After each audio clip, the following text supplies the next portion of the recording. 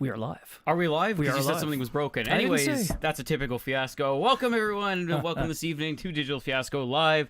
My name is Dandr0id. And I'm Jack McBastard. And a merry fork knife to everyone out in the chat there. Indeed, Merry Fork Knife, everyone. Hey, speaking of actual anniversaries, did you Yes. know that coincidentally on the day of our 12-hour stream was the 10-year anniversary of, actually 10-year birthday of Dead Space, the original Dead Space. Oh, really? Yeah. Shit, we didn't even get it a present. Well, I mean, I'm not sure what's more terrifying, Dead Space or that pile of tacos we stared down on Saturday.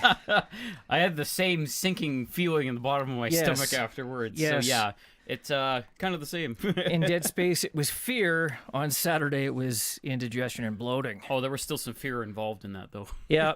Sound check, camera on, season 3 off to a bang, says the chat. There are some lucky people in the chat. How's everyone doing tonight? I see some of our familiar faces there. Yeah. Still scribbling in your notes. Oh, always down to the last You're writing second, down the fork knife yes. news report there? Yes, that's a classic joke. We have to make use of that. Fork knife report. No, Tron, we did not get techno support while we were gone. We just got lucky tonight. And by lucky, I mean we started late so that everything would work. 5 minutes late. I mean, for Digital Fiasco, that's like 15 minutes early. Hey, 5 minutes or 50 minutes. Late is late. It's just, I mean, that's why people get angry at me, because I show up 50 minutes late. I'm like, look, I'm late anyways. It's so true. I might as well make it worth it. it's true. So, No, we did not kill Discount. we did not kill Discount. Discount committed taco suicide. Like we said, we whipped Discount back in the hole where, he gets 20 minutes of sunlight 3 times a year. He got lucky because he had a few hours, not really in the sun, but in the lovely studio lights here. So That's true. That, you know what? Real sun for 20 minutes, or fake lights for about 3 hours, and then back in the hole. You could tell. Careful, I'm verging on Suicide time. No, never. Anyway, so what have you been playing lately? It's been all about Spider-Man. All for about me Spider-Man right now. still? Yes. Yeah. Well, because it was one of those ones because I borrowed it from you. So basically, it was one of those ones I was just like, I'm just gonna tear through the single player game. And do you need to leave? I do. I'll be right back. Run along then. Run right along. here. Anyways, yeah. So I borrowed it from you. I figured it was one of those games where I was just gonna, tear through the main missions. Yep. Maybe do a couple side quests here and there. Not so much. And goddamn, if that isn't just a wonderful fucking game Right? to explore and just do everything in, really. You don't even notice, like, how much time it's taking to do anything. It's ridiculous. Yeah, I mean, honestly, like, there's times where, you're heading towards a mission, and then all of a sudden, there's a crime going on or some shit like that, and you're like, oh, well, I mean, it's 1 block over. I might as well go stop that. And then you're swinging along again, and then, like, 2 more blocks, and then there's, like, an armored car that's flipped over and there's guys shooting at it. And I'm like, oh, well, I'd feel real bad if I swung past that. Is it just me? I mean, I don't know if it was just me projecting, but playing the game, it's like, I don't need crime tokens anymore, but there's a crime going on right there. And you feel really bad if you do. just swing past one. I mean, it's just, It's against the Spider-Man code. Exactly, yeah. You really do. You feel quite heroic in that game because there's very few games. Like we've had some good superhero games, but typically it's about a superhero, flying around, like, shooting laser beams, or like the Wolverine game, and you're like killing all the bad guys and stuff like that. But this one really makes you feel like a superhero because not only are you, attacking, the bad guys, the villains, whatever their evil schemes are going on. Sure. But you're actually saving people in this game, which is a rarity in a lot of these superhero games. Right. So yeah, it's pretty refreshing to actually get to do that. Definitely, and it usually mixes up sort of the mix of what you have to do, and sometimes it's a couple things. And I like that too because I thought right at the start of the game I was doing some of like the research things, right, and I was doing some of the side missions. I was like, oh, these are kind of getting samey, and sure enough, about a third of the way into the game, it ups the ante, changes a bunch of the missions. I was like, okay, that's cool. You do a few more of those, you're like, okay, I'm kind of getting this, and then all of a sudden something else happens. You're like, oh fuck, now these are missions available, and like they actually, they paced it very well. Unlike some of those other games that have all that kind of extra content and unlockable stuff, they kind of throw it at you about mid-game, and then there's just nothing to do at the end of the game. I gotta stop you for a second before it scrolls off the screen. J Tanuki says, push the button harder, Jack, and joke's on you, that was the key to making it work. So I pressed the button harder and it worked. We ordered it off eBay. You have to press that button pretty damn hard to make it work. That was an Amazon thing. Oh, was it? Okay. I don't order electronics off of eBay. That's just asking for trouble. You know they're coming from the same place, right? I know, but I mean, it's a lot harder to return something to eBay. Oh, okay, yes, that is true. Amazon, I mean, you could like drop it in a lake and they take it back. Not that I would ever do that, Amazon. Here, my dog ate it and pooped it out. You have it back, and they're like, okay. Yes. But anyways, yeah. So, the game is just fucking, I don't know, amazing, spectacular, astonishing, Ultimate.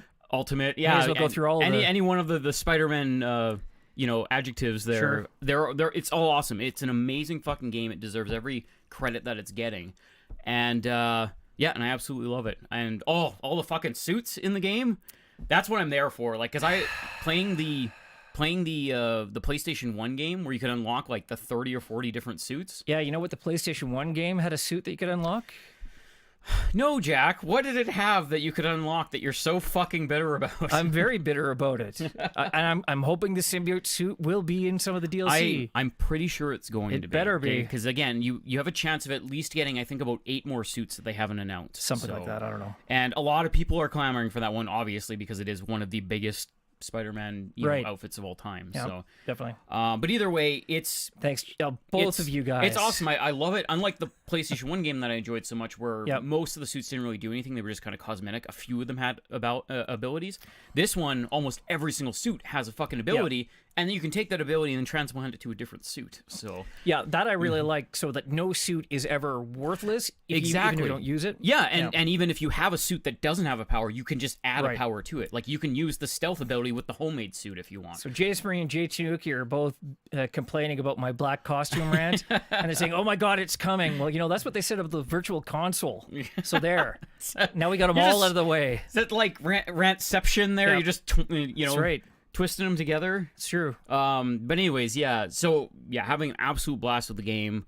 I don't think I'm going to platinum it just because I was like thinking, I'm like, oh, maybe I will platinum this one. But as soon as I looked at, I started looking at like some of the extra content in the game of like some of the side missions. Sure enough, there had to be one in there that was an absolute bitch to finish. It's the fucking Taskmaster.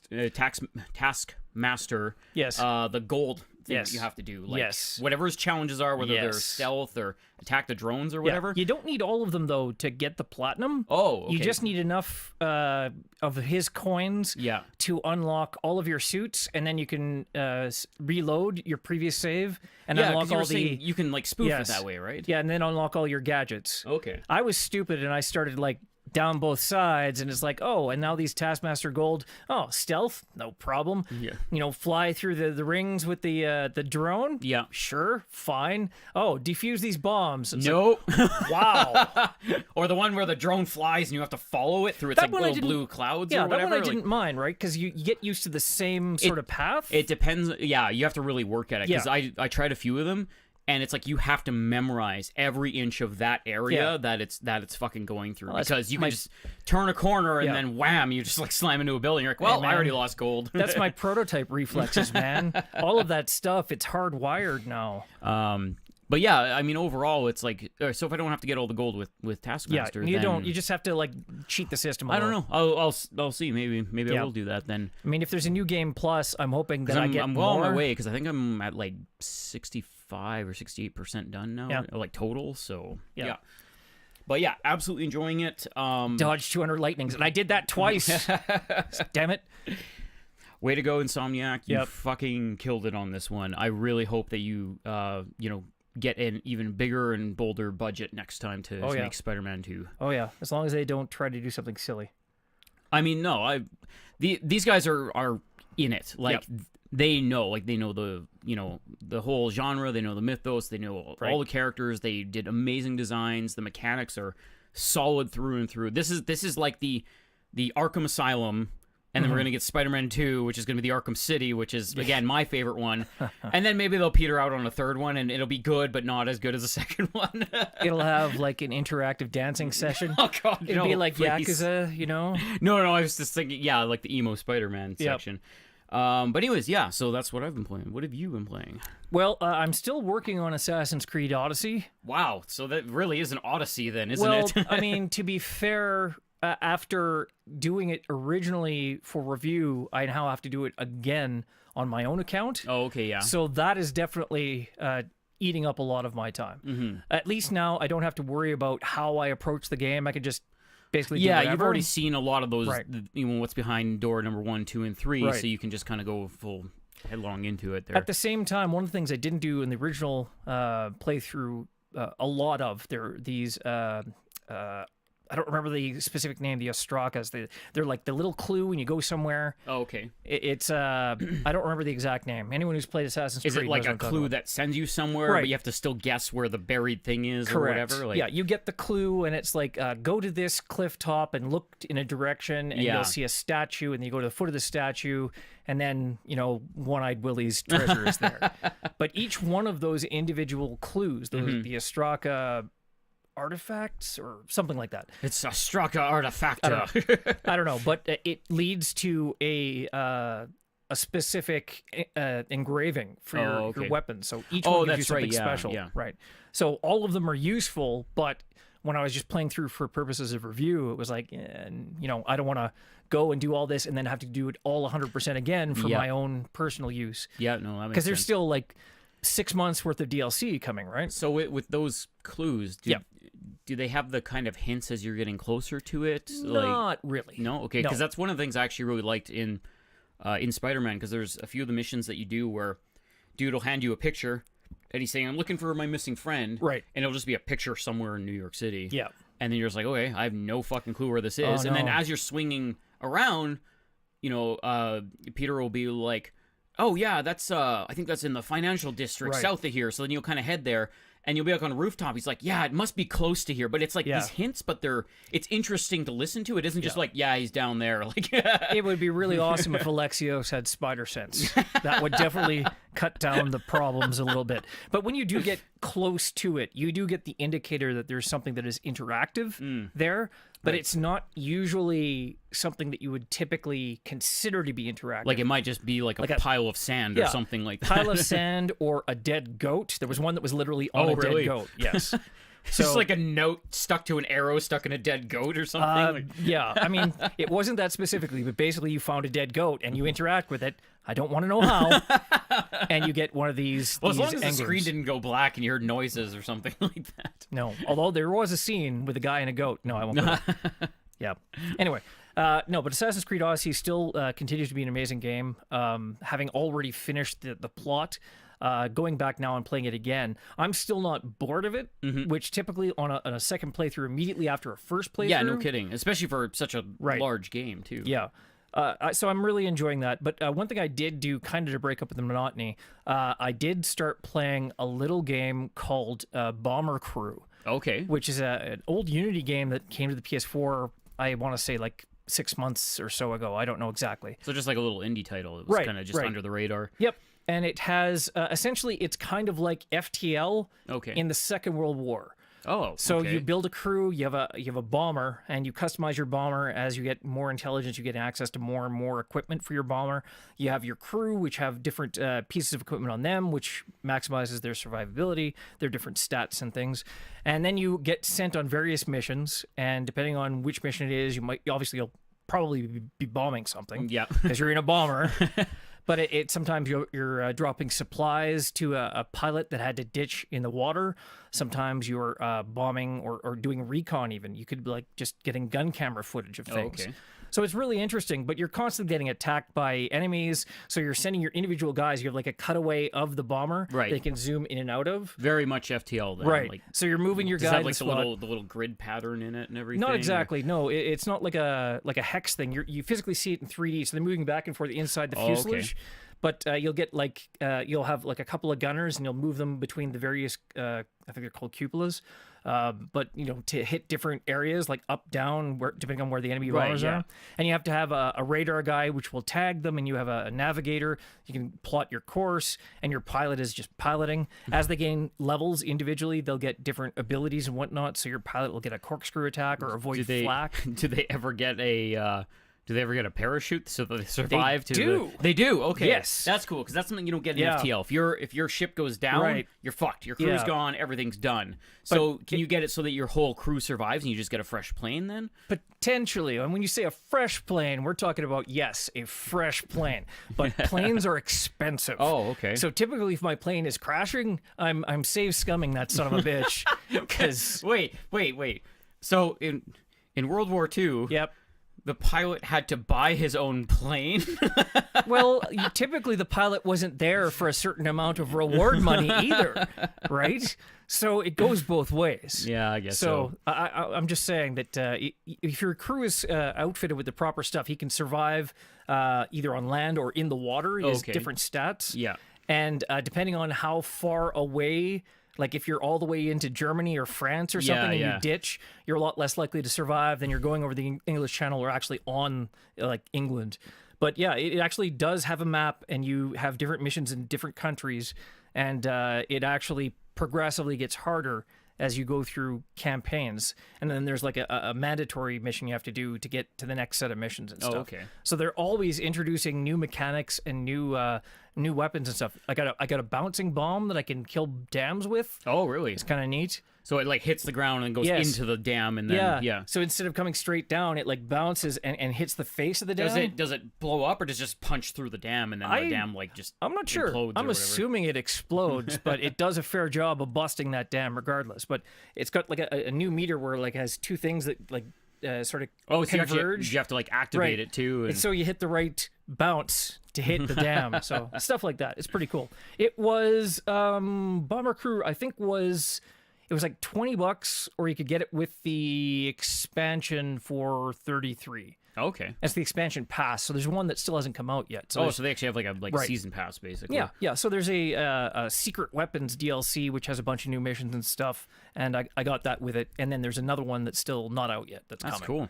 So it's decent. I had a lot of fun with that. I'm still like not done with that remotely, but it's the kind of thing you're not going to sit and play that for like 5 days straight. No. You'd be pulling your hair out at that point. Like, why can't I beat this mission? Why are planes so expensive? Yeah.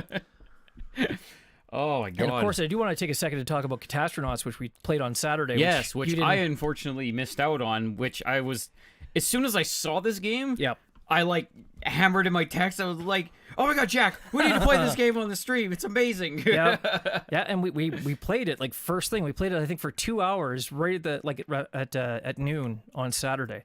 And the four of us there, we were having a blast. It took us a little while on some of the levels to get exactly what was needed because they always introduce new mechanics. See, and that's good. I like that because as much as I love Overcooked, right? As far as mechanics go, it's not heavy on the mechanics end of it. It's more of the puzzle aspect of making the food, and then the puzzle aspect of just how the level shifts and changes and makes things more difficult. Yeah. Whereas the way you guys were talking about Catastronauts was, it wasn't so much about the level changing all the time. It was about what you actually had to do in the ship in sequence, and you had to communicate with each other and stuff like that, which was really cool. Okay, a couple questions before we go on. Rarutu, do I get to drop atomic bombs? I don't think so, because it is. Unless that's your final run. I mean, I'm guessing because it looks like kind of a Minecrafty kid-friendly game. Oh, okay, yeah, they don't want to bring the mood down. Although they do have enemy aces that will taunt you and stuff, and if you don't kill them, they'll fly away, and if you don't chase them or if your guns aren't powerful enough to catch them, they'll just fly away and repair and come back to taunt you again. Oh jeez. Yes, and they hit hard. But single player only for Bomber Crew. It's just strictly a one-player game. But yeah, I could not play that multiplayer. I would kill people. Yeah. Like in Catastronauts. But yeah, no, a lot of fun was that game. Like Overcooked mixed with FTL was how we described it, and that's exactly how it played. And once we finally got the rhythm of it, it was like we were ticking along. Yeah. And then the next mission would come up, and we have to relearn sort of what the rhythm was or what was needed. Mm-hmm. But it was never a situation where we didn't see a path to victory. Like in Overcooked, if you're not actively working together 100% of the time, you're fucked. Pretty much. Right, and if you don't have enough stars to continue, sometimes yeah, right? you're fucked then too, because it's just like you have to go back and just try to scrounge one more star out of one of the easier levels or something. So in this one, it didn't seem like that's the case. There was 5 levels, with like the 5th level being like a boss level. Yeah, and then you'd move on to the next section. So I think overall I had a lot more fun with that. Maybe it's just the space theme, but yeah, it was highly entertaining. We had a lot of fun with Catastronauts. All right. So, hello to everyone in the chat. Once again, this is Digital Fiasco Live, talking about all the latest news in PlayStation, Xbox, PC gaming. Since we are now, nice. I know we've partnered now with PlayStationUniverse.com. We will be posting some of our shows there, some of our gaming related shows, and hopefully we're going to be working on content with them, new and interesting shows, interviews. Segments, things like that going forward. All in due time. We have some keys to deal with, and yeah, we're gonna go forward with that and see what happens. We're gonna definitely have some interesting stuff for you guys coming up in the near future. But the good news is they know that we still do cover Xbox, Nintendo, and PC gaming. Of course. We will still do that. The entire bevy of video gaming knowledge. And no, Albel does not have 1,000 pun passes. No, he does not. No, he does not. He has 2. He did, yeah. Well, I think he used 2. So he'll have 3 on tomorrow. Yeah. I'm fighting it. Yeah. He blew all of his Fiasco coins. He's like, here, give Albel all the pun passes. No, Steve made a proper donation. Oh, did he? Right I thought yeah. it was his Fiasco coins. Yeah, he wanted infinite pun passes. Unfortunately, we only had 4. Yeah. So he got 4. If 4 equals infinity, then you got what you wanted. It's like $12.50 each, I think is how it works out by the math. It's nice. Something like that. Yep. Anyway, so we will be still covering Xbox, Nintendo, and PC gaming. So in the meantime, let's talk about what our picks are for the disc downloads and DLC. All right, this week's on disc downloads and DLC, we have one of your favorites, For Honor. For Honor. Marching Fire, right? For Honor Marching Fire Edition, which... This is the one that adds, like, another race? Yes, so I think that they've added another race since the game started, and this one adds another one, and I believe it's the Chinese, like, Dynasty. Yeah, so so basically Dynasty Warriors they've added into this one now. And I mean, you know... Yeah. It's such a weird thing for me just because this felt like it was almost dead in the water when it launched, yet here we are... like a year and a half later, I think, after the launch, and they are actually still supporting this, and they're trying to balance it, and they're still in it. So it's one of those things, like, unless you hear about it constantly or you yourself are paying attention to it, you never know. It's like EverQuest has been around for like 17 years. No kidding. Yeah, that's a very under the radar. That's like in a cave somewhere. But just like that game, like this one, I think this one depends on a very dedicated fan base that is constantly playing it. Obviously, someone's playing it, or else Ubisoft would have dropped it and I'm not spent money on it. So I'm holding out for Pirates. I mean, I wouldn't put it past them at this point. I could easily see them adding something like that into the game. Pirates versus Ninja. Because if it's going to get that one more player like you and be like, yeah, I want to be Pirates. Well, there you go. You got what you wanted. Sorry, Ubisoft. I was bluffing. I'm pretty sure For Honor has sailed for me. Yeah. Don't have the time. But anyways, it's good to see that they're still supporting it rather than just letting it float out into the water and die. I mean, I like to see Ubi succeed in general. So yeah, exactly. Yeah. Okay, another big one. After we played Jackbox Party Pack 4 on the weekend, of course, Jackbox Party Pack 5 is coming out. Including the long-missed eponymous You Don't Know Jack. Yes. You know, that one seems to be very polarizing for people. Yeah. It's either I absolutely love trivia games because I'm a big smarty pants, or I absolutely hate trivia because I don't fucking know anything. It depends, right? Depending on the topic. No, it's funny. Every time I say, well, let's play You Don't Know Jack, everyone's just like, oh. And I'm like, well, okay, I don't know that much. Yeah. But when you get some of those questions, you're like, fuck yeah, I got it. See, I much prefer some of the other games like not Fibbage. What's the other one? Drawful. Or Drawful or whatnot, where you're putting quotes to things or you're answering stuff. And it's absolutely. Like, there's more creativity. There's a better flow to it and everything like that. Oh, obviously, I don't only play it for You Don't Know Jack, obviously. No, what's the Quiplash? That's the other Quiplash. Because it's like it's always organically different based on what people think of or who's in the room, right? Yeah, exactly. So I like games like that. You Don't Know Jack, once they run out their actual trivia things. Now, to be fair, they have a lot. Yes, I know. They have, tens of thousands, basically. So. It's a lot different now than it used to be. When yeah, when you had PS1 games, I remember, like, my buddy had, I think, 1, 2, and 4 or something like that. And we played this so often, it was like, well, why are we even doing this anymore? Yeah. We know all the fucking answers to them. It's just a Pavlovian experiment at that point. Exactly. Okay. But no, again, it's good to see Jackbox Party Pack 5 actually have a whole bunch of fresh new games in it, too, rather than just being like 2 or 3 of, you know, the existing ones. Right. So that's awesome. That one comes out on Tuesday.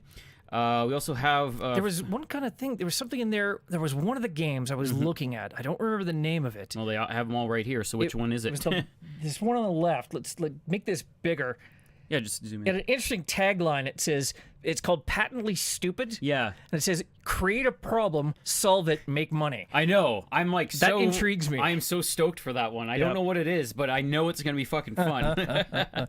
Yeah, so those of you out in the chat that are a fan of Lego games, yes, we got another one to add to the pile. We do. Lego DC Supervillains. So yeah, same lovely Lego formula, but now with all the DC supervillains. I've learned for people who are trophy hunters, those Lego games get surprisingly grindy. Oh my god, do they ever? Because it's all about collecting what the bits or the red bricks to get the special multipliers and stuff. Oh, it's not just that though. Like what do you call them? The tabs or like the little dots or whatever. Like there's so many of them that you have to collect X amount of. They have like bronze, silver, and gold ones, and then they're not bits. They are. I can't remember what the hell it is. They have a term for the little circle. I think they're caps because they're like the circular things. Something like that. I think they are. But yeah, so that one's coming out. We also have NBA 2K Playgrounds 2. So if you're a fan of NBA Jam, you don't like real basketball, check out Playgrounds because it's actually Studs. That's right. Yeah. Thanks, Tron. That helps. Yeah, Playgrounds is basically like a modernized version of NBA Jam, right? Or Wayne Gretzky 3D hockey. We also have... See, I was expecting a joke about You Don't Know Jack, but that's not the one I was expecting, Janus Marine. Not at all. So one of the ones that I was kind of interested in just to see how it would turn out. I know you're not too much on the toyetic side of games, but Starlink Battle for Atlas what's interesting is finally coming out. Yeah, this one is interesting, and I'm still not on board with it because it's basically just a bunch of DLC, but you don't physically need the toy. That's what I like. Their angle on this one, it isn't like Skylanders. It's not about cramming toys down kids' throats. It isn't about, get this rare one or whatever. This one, you can scalping. You can literally have everything in the game without owning a single toy, except for the one that obviously comes with the game, but that's fine. Yeah, I think you have to have the one to plug into your controller or something. When they're doing the pre-booking, and I saw a digital version, I'm like, who does that help? Yeah. But no, it's cool. I think that's that whole supply and demand. They're just going to put the toys out there. If the kids want them, fucking go for them. If you don't want them, you can still play the game. And I've seen some gameplay of the Star Fox aspect of it, and it looked kind of neat. Switch. So yeah, it's I don't know. It might be kind of neat. I'm not like totally sold on it, but it's definitely I think it's a better concept than Skylanders. I've heard good things about it. The one thing I will say though is if you see how you clip the thing directly to your controller. Yeah. You don't have to do that. Oh, you don't? Okay. Once you scan it in, there's a digital version in your game. Oh, okay. You don't need I didn't know if you needed, like, no. the one toy for it or whatever, so No. it had extra buttons on it or something like that. So once you've acknowledged that you have the pieces, then you don't ever need to physically deal with it anymore if you're an old curmudgeon like me who doesn't like shit hanging off the edge of his controller. Yeah. So that's something. So it does still mean to get all those extra part packs, you have to buy DLC. Yeah. But you don't have to worry about supply and demand. And also, as long as you know what you're getting into, I'm not 100% sure, but I don't believe that this is an $80 title out the store either. Digitally, it isn't. No? Physically, it is. Physically, it is. Yeah. Okay. Oh, because you would be getting the toy with it and everything like that. So that's eating up the extra cost. So yeah, again, if you want to play it with all the toys, you have the digital choice. So that's nice on them to do that. But of course, all of that pales in comparison to Soul Calibur 6, which we're finally getting. I'm so fucking excited for this. So this one comes out on Friday, I think. Yes. I'm not good at telling dates. Yes. Okay. Well, it comes out digitally on Tuesday, but retail. on Friday. Retail on Friday. It's a weird one. This is one I would absolutely buy on retail because I just love Soul Calibur. I love the series. Even with the fumble that was 5, I still enjoyed myself. It just certainly wasn't the best entry in the series. But yeah, Soul Calibur 6 finally. The game looks fucking gorgeous. It has create a character, and one of the best parts, not only does it create a character, but this emulates my favorite Soul Calibur game, which was 3, which had the campaign, the single-player campaign for create a character, which I like that has a lot. made its return, and this adds so much like infinite replayability. Right. I can't tell you how much we played 3 back in the day because of that mode that it has. I was right there with you. Yeah, right so that was I'm so glad they decided to add that. And Geralt from The Witcher is added as the special character in this one, which again I think that's a natural fit for a game like this. So take note, 2K, when your next WWE game comes out, take a nod from Soul Calibur, bring back the create a character full drama soap opera campaign. It's the Zero to Hero campaign. Exactly. It's the like you get knocked around in the start, nobody likes you, and then you end up being holding the belt in the air at the end of the game. Oh yeah, and that was the original Genesis, the big Jack McBastard with the eye patch and the eye pokes, like the eye gouges all the time. This is half his moveset. Remember too, they haven't announced Ciri or Yennefer, but they might be in there, or you do have a creative character, so you might be able to just make them. Yeah, probably DLC or whatnot. Yeah, I could easily see them doing DLC for that too. All depends on how much they want to spend on licensing fees. Yeah, exactly. Yeah. But yeah, so I think that'll do it for mine of the Triple D there. Do you have anything extra to add to that? Yeah, I got a couple of things extra. One thing of note, starting tomorrow, starting on Wednesday, October the 17th, RimWorld. It finally hits version 1 after years in early access. And this one's you've been watching for a while now, Oh, isn't yes, it? yes. It's a lot of fun, especially if you're a bit of a sadist like me. October the 19th, we're getting Resonance of Fate 4K / HD edition. I saw that one. I still know nothing about that series, so... I have it for the PS3, and it is I want to say a long game, but I recall that it may have been a difficult game as well. Because that was more, if I'm remembering the right one, was more of a tactics-based thing. There was a weird, like, hexagonal map for your overworld. It was kind of neat. Like a Final Fantasy Tactics kind of thing? Okay. Yes, as I recall. Yeah. And, I never did get the platinum in it, but it was a good game. Dark Souls Remastered comes out on Switch. Oh, nice. Switch owners. Yes. You're lucky now. You get to die again. Yes. I don't know if I would have the guts to play that on the Switch, because after your 4th or 5th death in like Blighttown, I would huck my Switch across the room. Snap the Joy-Cons off the side of it. Yeah, if you're lucky, it would just fold in the middle. And of course, Pizza Titan Ultra comes out on the Switch, completing its platform tour. That's so awesome. Yep. So for other non-top tier releases and interesting indie games, check out psu.com for other releases. Do they have a release schedule like on the front page there? They do, but it's for PlayStation only. Okay, well, that makes sense. It's PlayStation Universe after all. What else matters? It's all good. I mean, a lot of those are going to be multi-platform anyways. So I get to feel a little bit less bad about having a slight PlayStation bias because it's right there in the title. So, in any case, today we're going to do something a little bit different because our big ticket item is important. I've moved it right up to the front. Oh, okay. So for everyone that has a PS4, this is the big ticket news item. It's very important to go in and turn off your messaging. Do that now while I explain to you why. There's a fun glitch going around for PlayStation 4 owners where fun glitch. It's a new and interesting undocumented feature. Jay Tanuki, right after this session here, would you mind turning on the PS4 and maybe doing what he says? Because I completely forgot to do this when I got home. So basically, there are some messages coming around where someone will send you some special characters that the PlayStation 4 is not designed to interpret. And it causes the system to crash and essentially brick. It goes into a cycle where it can't boot up. So what you need to do, and Sony's confirmed that this is real, by the way. They're working on a system software update to correct the issue. Yeah. But they've advised that all owners should turn all messaging off until that update is released.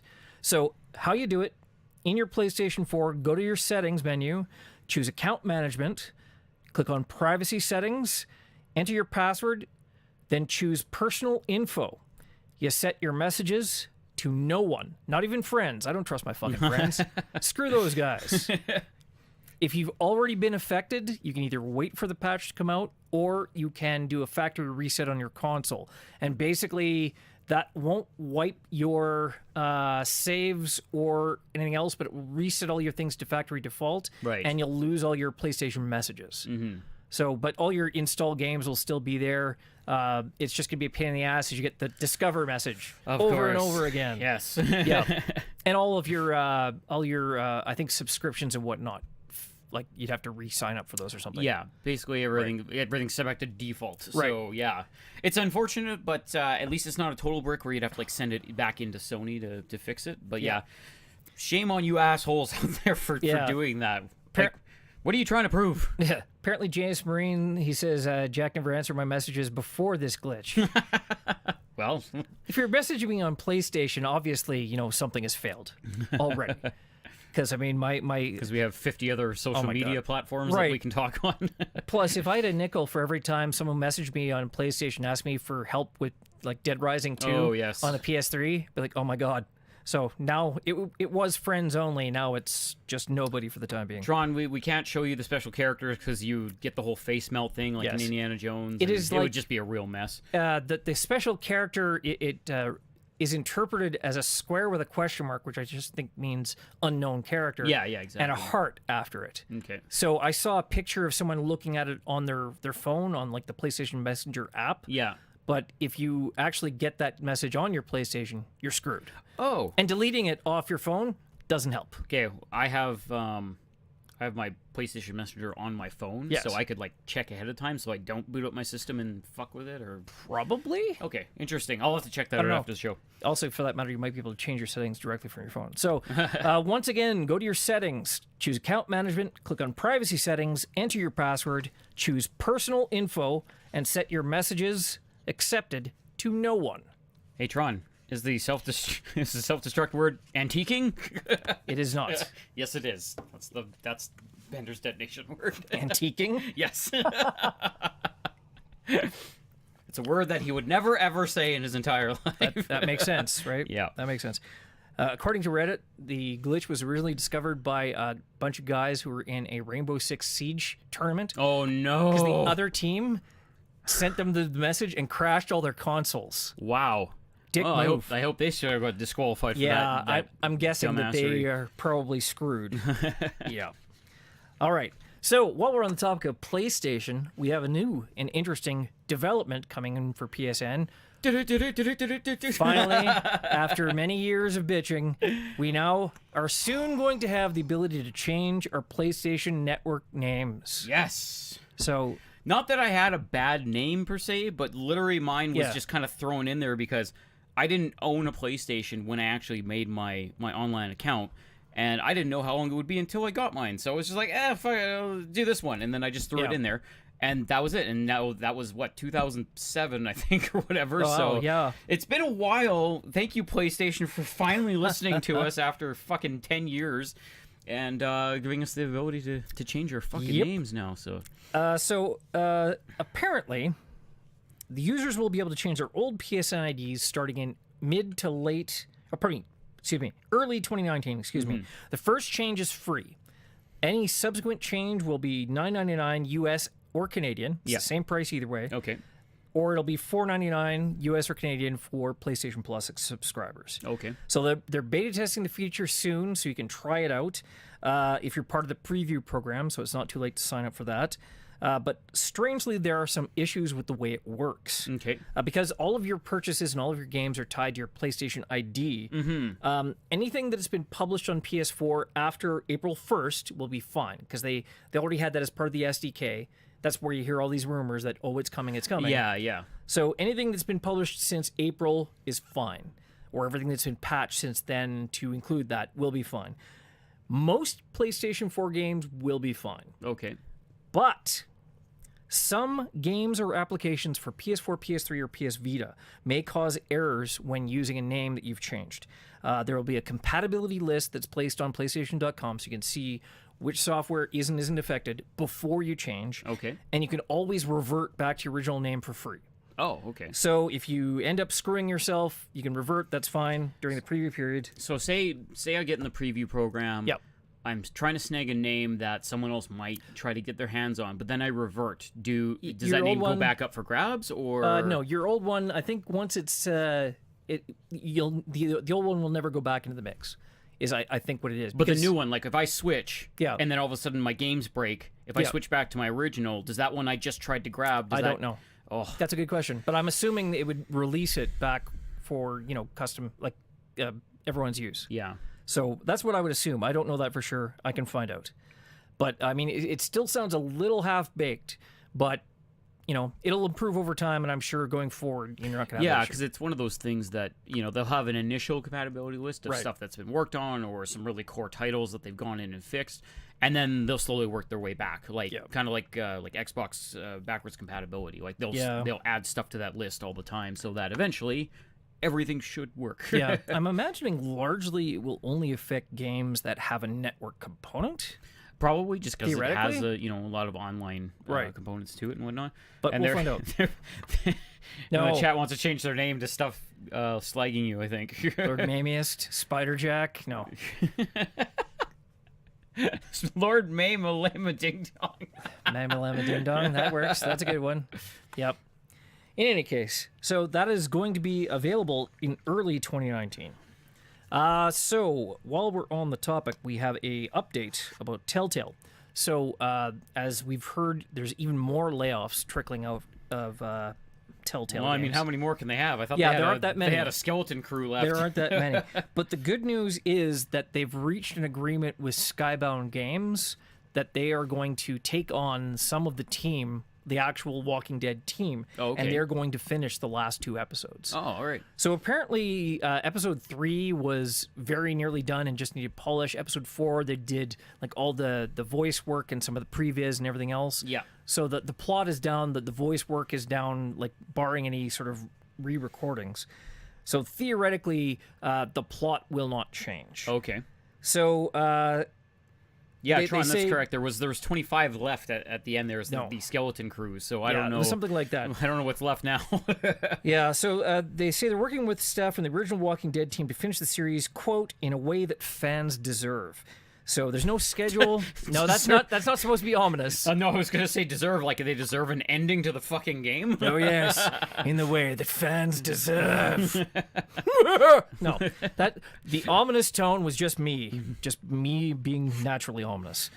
So there's no schedule on when they'll be released yet, or how many of the staff that Skybound has picked up. It's good that they're actually heading towards a finish for that, rather than just like leave it hanging. It's like, yep, sorry. Yeah. I know everyone loved those fucking games, but oh well. Slightly less scummy than having to let them go in such kind of a questionable way and then try to finish it with some other group entirely. Yeah, exactly. Yeah. Or just, crush the 25 minions you have left to put out 2 games, basically, and then have it just be an absolute shit show. Yeah, I mean, that may be strictly related to the completion of, like, the Minecraft for Netflix. So that might be related It's wherever to... the balance in money was, and I guarantee the Minecraft had, the fair share of that. Yeah. Well, yeah, they had Netflix money. That's why. And Microsoft money. Exactly. Okay. Only had one message in my inbox, says James Marine, but it was a bunch of gibberish, so he forwarded it to Jack. Too late, sucker. Already turned off my messages, especially ones from you. Yes, those responsible for the sacking have now been sacked. Yes. The flogging will continue until morale improves. All right. So we've been talking the last couple of weeks about the new PSVR hardware. Yes. And some new patents that suggest maybe We've heard it's some on the way. rumors here and there. And Right. It's always nice to have a freshened VR helmet. And now Shuhei Yoshida is talking now about the sort of the wave 2 of PSVR games. So we're getting now into the big ticket items for wave 2 of PSVR games. So coming out in December, we're getting something awesome. Okay. We're getting Borderlands 2 VR. Oh, yes, that's right. I Right? saw this going around. And so, okay, all right, so do you have, like, some actual information on this? I Because I do. saw that fly by, and I was like, Yes. okay, that's really cool. I hope it isn't just like a fucking experience or something like that. No. It is a modified experience, not just straight up Borderlands 2. You couldn't just drop VR into that game because A, it would make you But it's- fucking motion sick. It's pretty close. And B, there are certain things that just would not work in VR. Here, let me tell you what the changes are. Please. So it's basically Borderlands 2, end to end. Oh, Ichigo, yes, that was actually top of the hour. That was the Yes. big news. We put it right up front so that anyone Just in case. that has a PlayStation 4, do it right now. We had the instructions earlier, so I should have set it up as a crawl on the bottom of the screen, like a weather alert.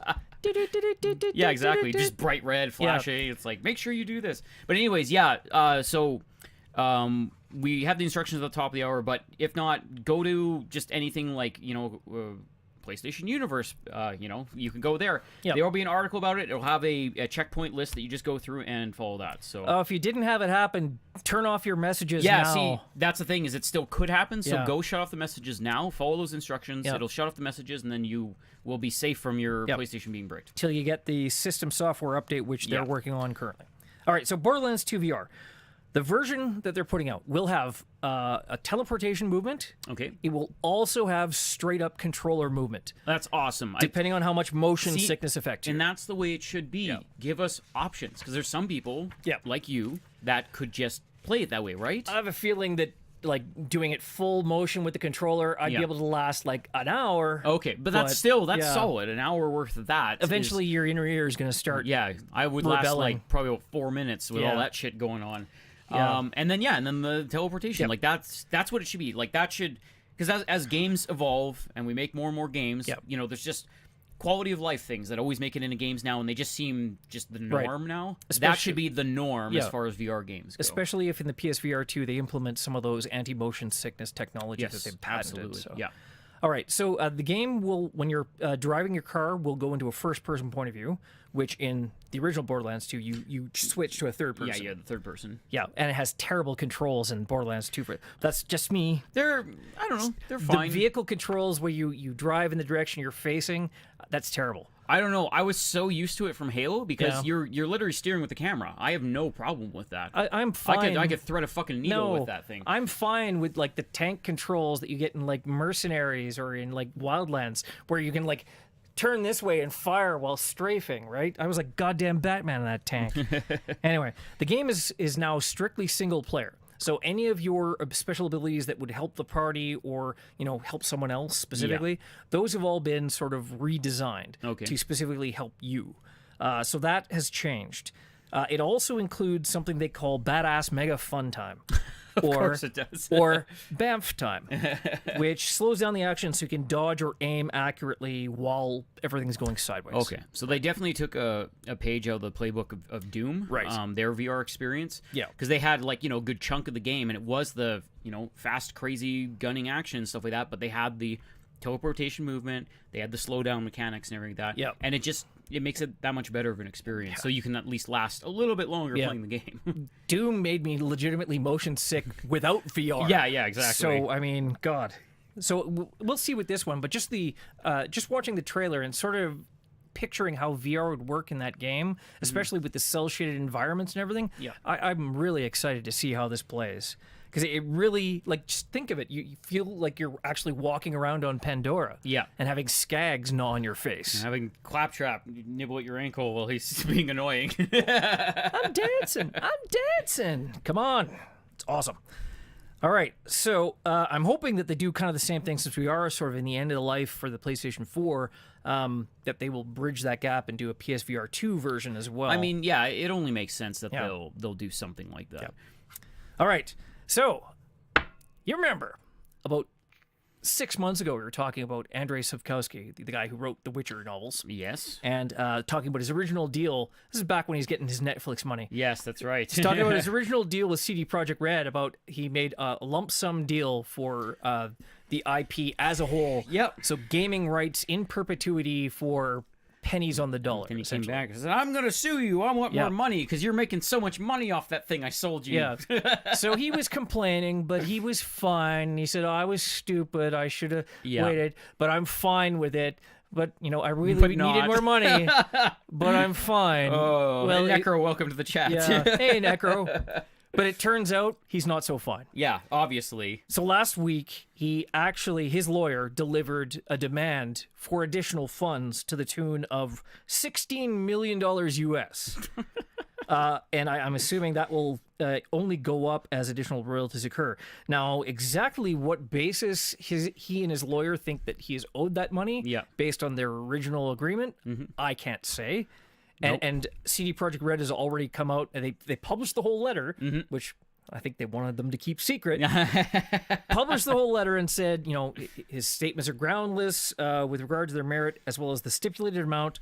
The company had legitimately and legally acquired copyright to Mr. Andrei Sapkowski's work, insofar as it required for its use in games developed by the company. All liabilities payable by the company in association therewith have been properly discharged. Ergo, we paid you. Get out. Cogito ergo sum ipso facto. Yeah.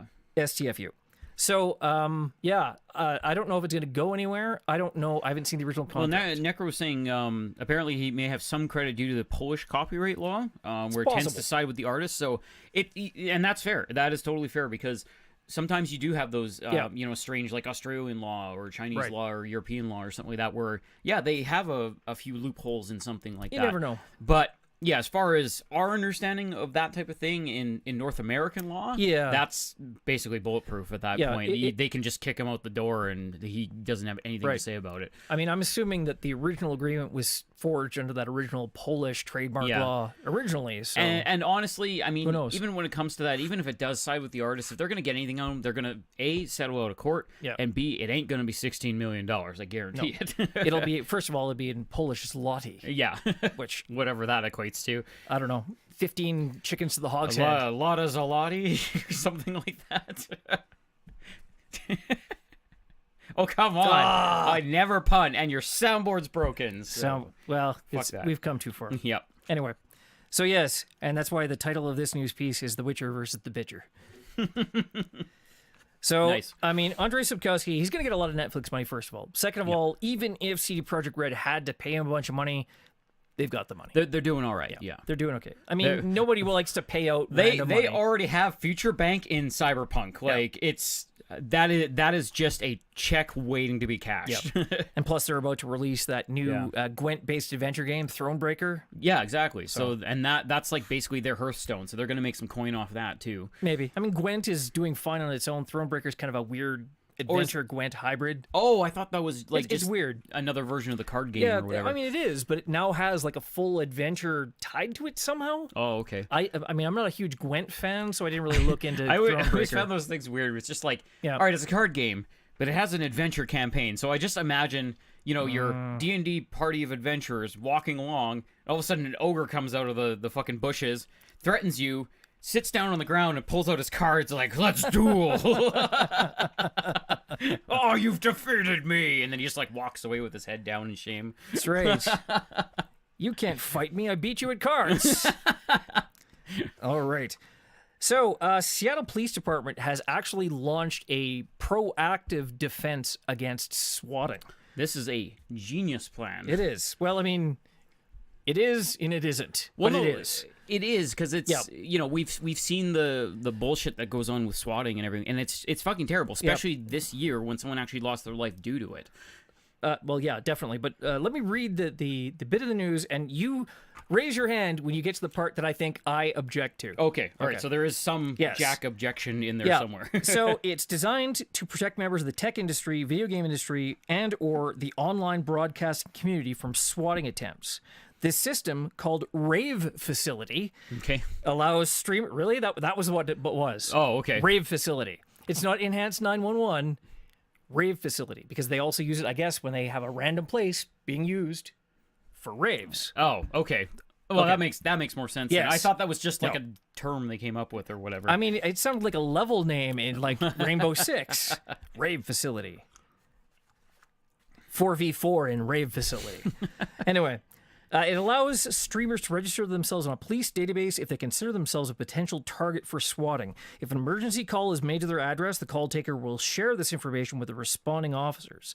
However, they say that nothing about the solution is designed to minimize or slow emergency services. So it's like a part of their enhanced 911 service. Right. So they say, at this location, potentially this guy could be a streamer. You get a SWAT, they're going to try to go in a little bit more cautiously rather than shooting. Well, and they'll get a preemptive call too, and they'll be like, "Hey, I don't know, are you streaming right now? Is there anything going on?" And you'll be like, "Nope." The secret word is antiquing. Yeah, like I would imagine something like that.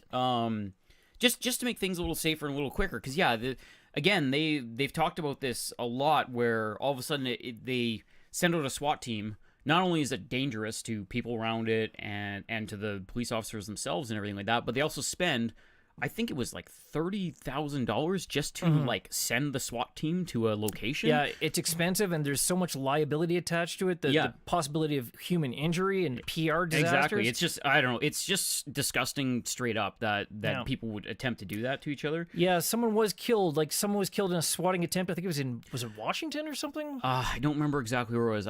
It was earlier this year, and yeah, it was basically somebody got swatted, and he had come to the door, basically, and they had said, get on the ground, put your hands in the air and all that stuff like that. And basically I don't know what had happened, but basically they thought he had was going for a weapon or something like that, and they shot him dead in his own doorway to his house. And it's fucking awful. It's awful that, something as petty as an online spat between like a siege game or fucking fork knife or whatever it was just ended someone's life. It's just awful. And Ishigo, should be considered first-degree murder? I think it would be more considered manslaughter, or at the very least depraved indifference to human life. I think it was manslaughter. Yeah, I think that's because they can't necessarily assume that it will result in their death, but it occurred as a result by accident, which I think is termed manslaughter. Yeah. I think. But anyway, so in Kansas, there you go. Okay, there, yeah. The swatter was from California. Oh, stupid people. Just terrible. Yeah. So, yes, I really hope that they actually get this out there, and not only there, but everywhere. This should be at, like, all police centers, because it's as simple as entering some information, having that phone number at the ready, and then just having, like, an automated message or some kind of thing to respond to. And it would save a lot of money, a lot of stress, and some lives. So, yeah. Good on them. Indeed. All right. So, Wall Street Journal. They are reporting. They had an interview with Nintendo. They're reporting that Nintendo's apparently going to be releasing a hardware revision for the Switch mid to late 2019. Right. Yes. So we had rumors. So this is the official word on it now? Well, essentially, it's intended to counter the drop-off that they've seen in sales. They're considering an improved screen, possibly offering a brighter, thinner, or more energy-efficient screen, and which will, of course, improve battery life, which the handheld is okay for, not great for. Yeah, exactly. And, I mean, those are things that just naturally happen within a couple years of a system being launched. I mean, look at something DS, like the DS, the 3DS, the PSP, the Vita, like... The 2DS. They had... They have so many different iterations of those, different screens, different battery packs, all this stuff. So, yeah, even within 2 years of it launching, you're going to get better technology in screens, in batteries, in just hardware in general. How many fucking models of the DS were there? You started with the original clamshell ones? So many different ones. Yeah. Like, I think mine was like the 4th or 5th revision, for Christ's sake. Yeah, exactly. Yeah.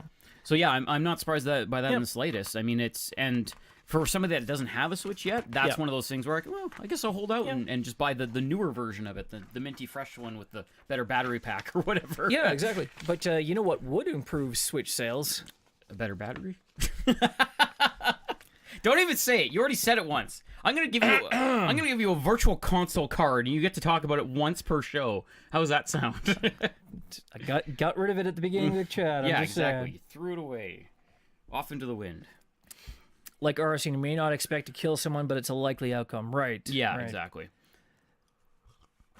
But it really should be made, like there should be a standard punishment for it, and it should be well known so that, pranksters doing something inherently dangerous, they know what they're expecting going into it, and it's just, okay, you did this, then you're in jail. Fuck off. Yeah, and unfortunately, it's law, so it takes a while to change, but at least they're attempting to do something leading up to it, rather than just sitting back like, they'll take care of it at some point. They'll make a law or whatever. That'll only take 15 years. Fucking millennials. All right. Speaking of the Switch, we never did get to play like 1-2 Switch on the 12-hour stream. I'm not entirely disappointed about that. But one thing, I mean, 1-2 Switch is good for a laugh, regardless. We probably could have done it instead of bread leading tower of pizza. Next time we have like any kind of extended stream, we will set it up so we specifically have punishments for those, because a lot of those are have like a minute, and then somebody wins and somebody loses, and that's it. It's random, though. Some of those things are pretty random. Some of them are random. Some of them are actually quite balanced. So, yeah. Oh, so Necro's actually whipped out the Wikipedia. Necro dropping truth bombs there. I know it's Wikipedia because I see the actual links. references. Yeah. California swatters bear the full cost of the response, which can be up to $10,000. I can imagine it would also, like, if there is injury occurred, there should actually be a charges filed with that as absolutely. well. They're absolutely. They wouldn't be like, we killed a guy, but you still just owe us $10,000. Like, Ichigo, are you on a time delay? Yes, we talked about the name change. He's just really excited about it. He is too. Just rewind the stream and you'll catch up with us eventually. It'll be like, and James Marine, that's actually a really good idea. Maybe we'll have to try to do something like that. It's a 36-hour digital fiasco Christmas Obviously not extravaganza. 36-hour, but oh my God. We'll do like stream. a subathon where we start off and it's like for every sub you get like an extra 20 minutes or half hour donations, right? So it's like Oh, I'm not ragging on you, man. It's cool. It's just funny that you did it twice in a row, and it's like you're just like a few minutes behind us every time. Yeah. All right, so going back to the stream, the one thing we talked about that we didn't end up doing is play Sneak King again. Oh, God damn it. Yeah. I really wanted to play Sneak King. You had to hook up the 360 for that. Yeah. We need to get like one of those big switchboards where you can plug in like 6 different systems at the same time, then you can just hit a button. It's just an HDMI cable, right? So it's not a big I guess deal. it's easier with that one. Yeah. It's not like dragging out a Super Nintendo where I have to like get a RF adapter and a UHF VHF thing. No, it doesn't go that far back. Okay, but still. But the reason I bring up Sneak King, because you remember that's what was that? That game came out 2006. Yeah. Sneak King, Big Bumpin', was the Pocket Bikes. Pocket Bike Racer. And it was just Big Bumpin' and Sneak King. Yeah. So 2006, that was Blitz Games. So, great idea, fast food and gaming. Hey, it was a neat idea. I wish they would do more stuff like that. I mean, your wish is granted. Oh, is it? It is. But it's not going to be Burger King this time. Okay. A few weeks back, a brand new Twitter account called KFC Gaming launched.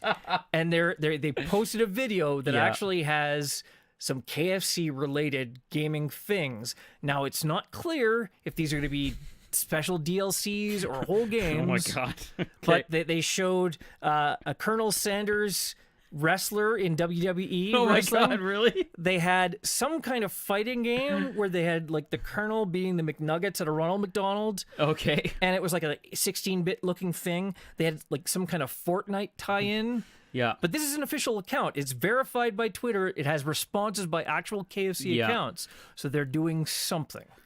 As soon as you said that it was KFC, instantly in my head, Colonel.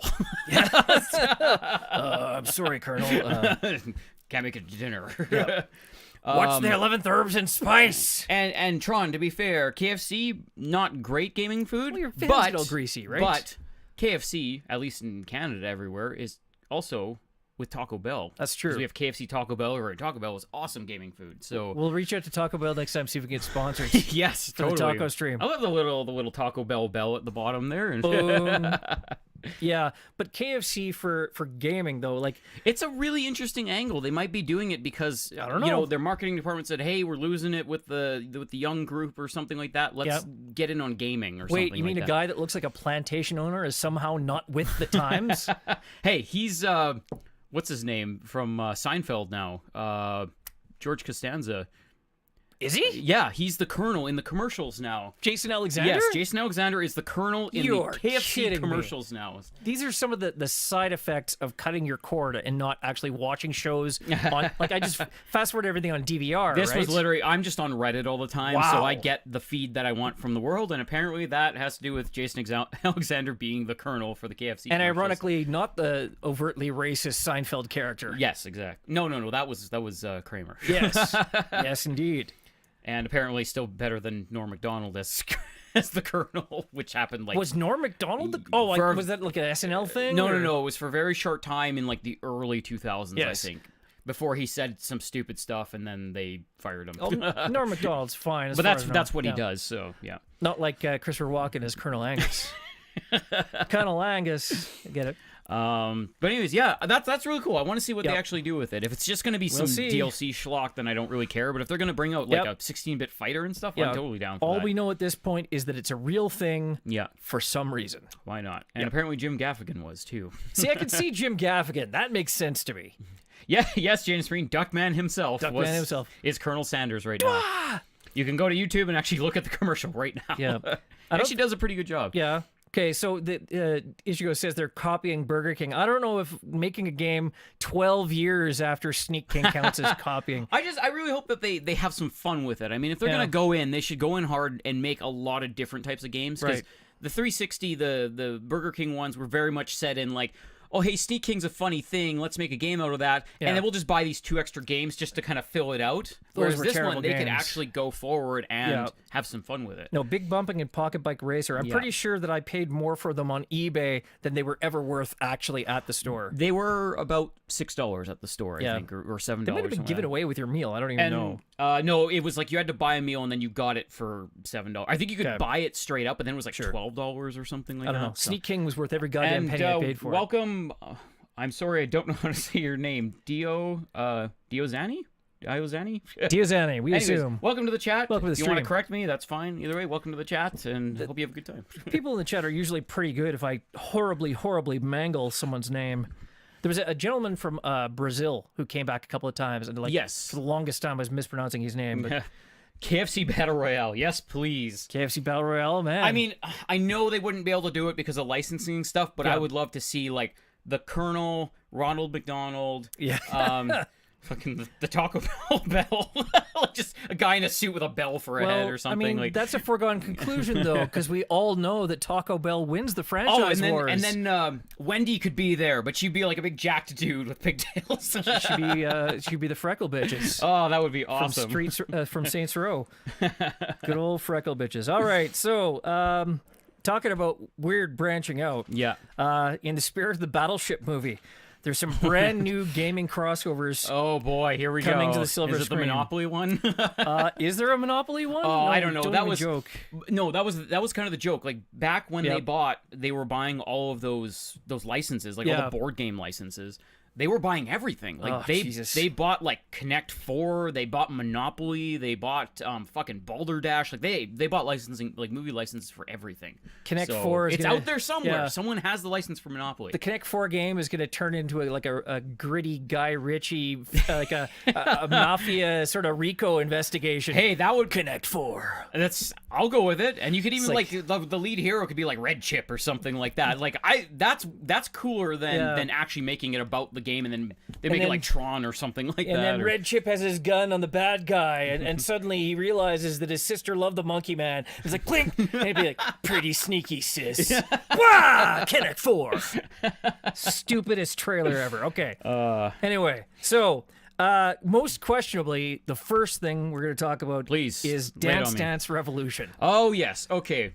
So this is definitely not the worst thing they could have picked for a movie license. Because Stampede is partnering with Branded Entertainment and Konami to explore, and here is the tagline, a world on the brink of destruction where the only hope is to unite through the universal language of dance. Okay, you lost me. Right? No, because that's the whole thing is... when they initially announced this, there was like an underground indie movie that was based on a fake version of DDR, but it looked like a retro 80s like a retro 80s like kids movie almost. It was kind of like The Wizard. So they had like the little dorky hero kid, and they had like the cool guy who was always at the arcade, and he challenged him to DDR, and it was about them like fighting each other, but in this like DDR, like retro DDR game.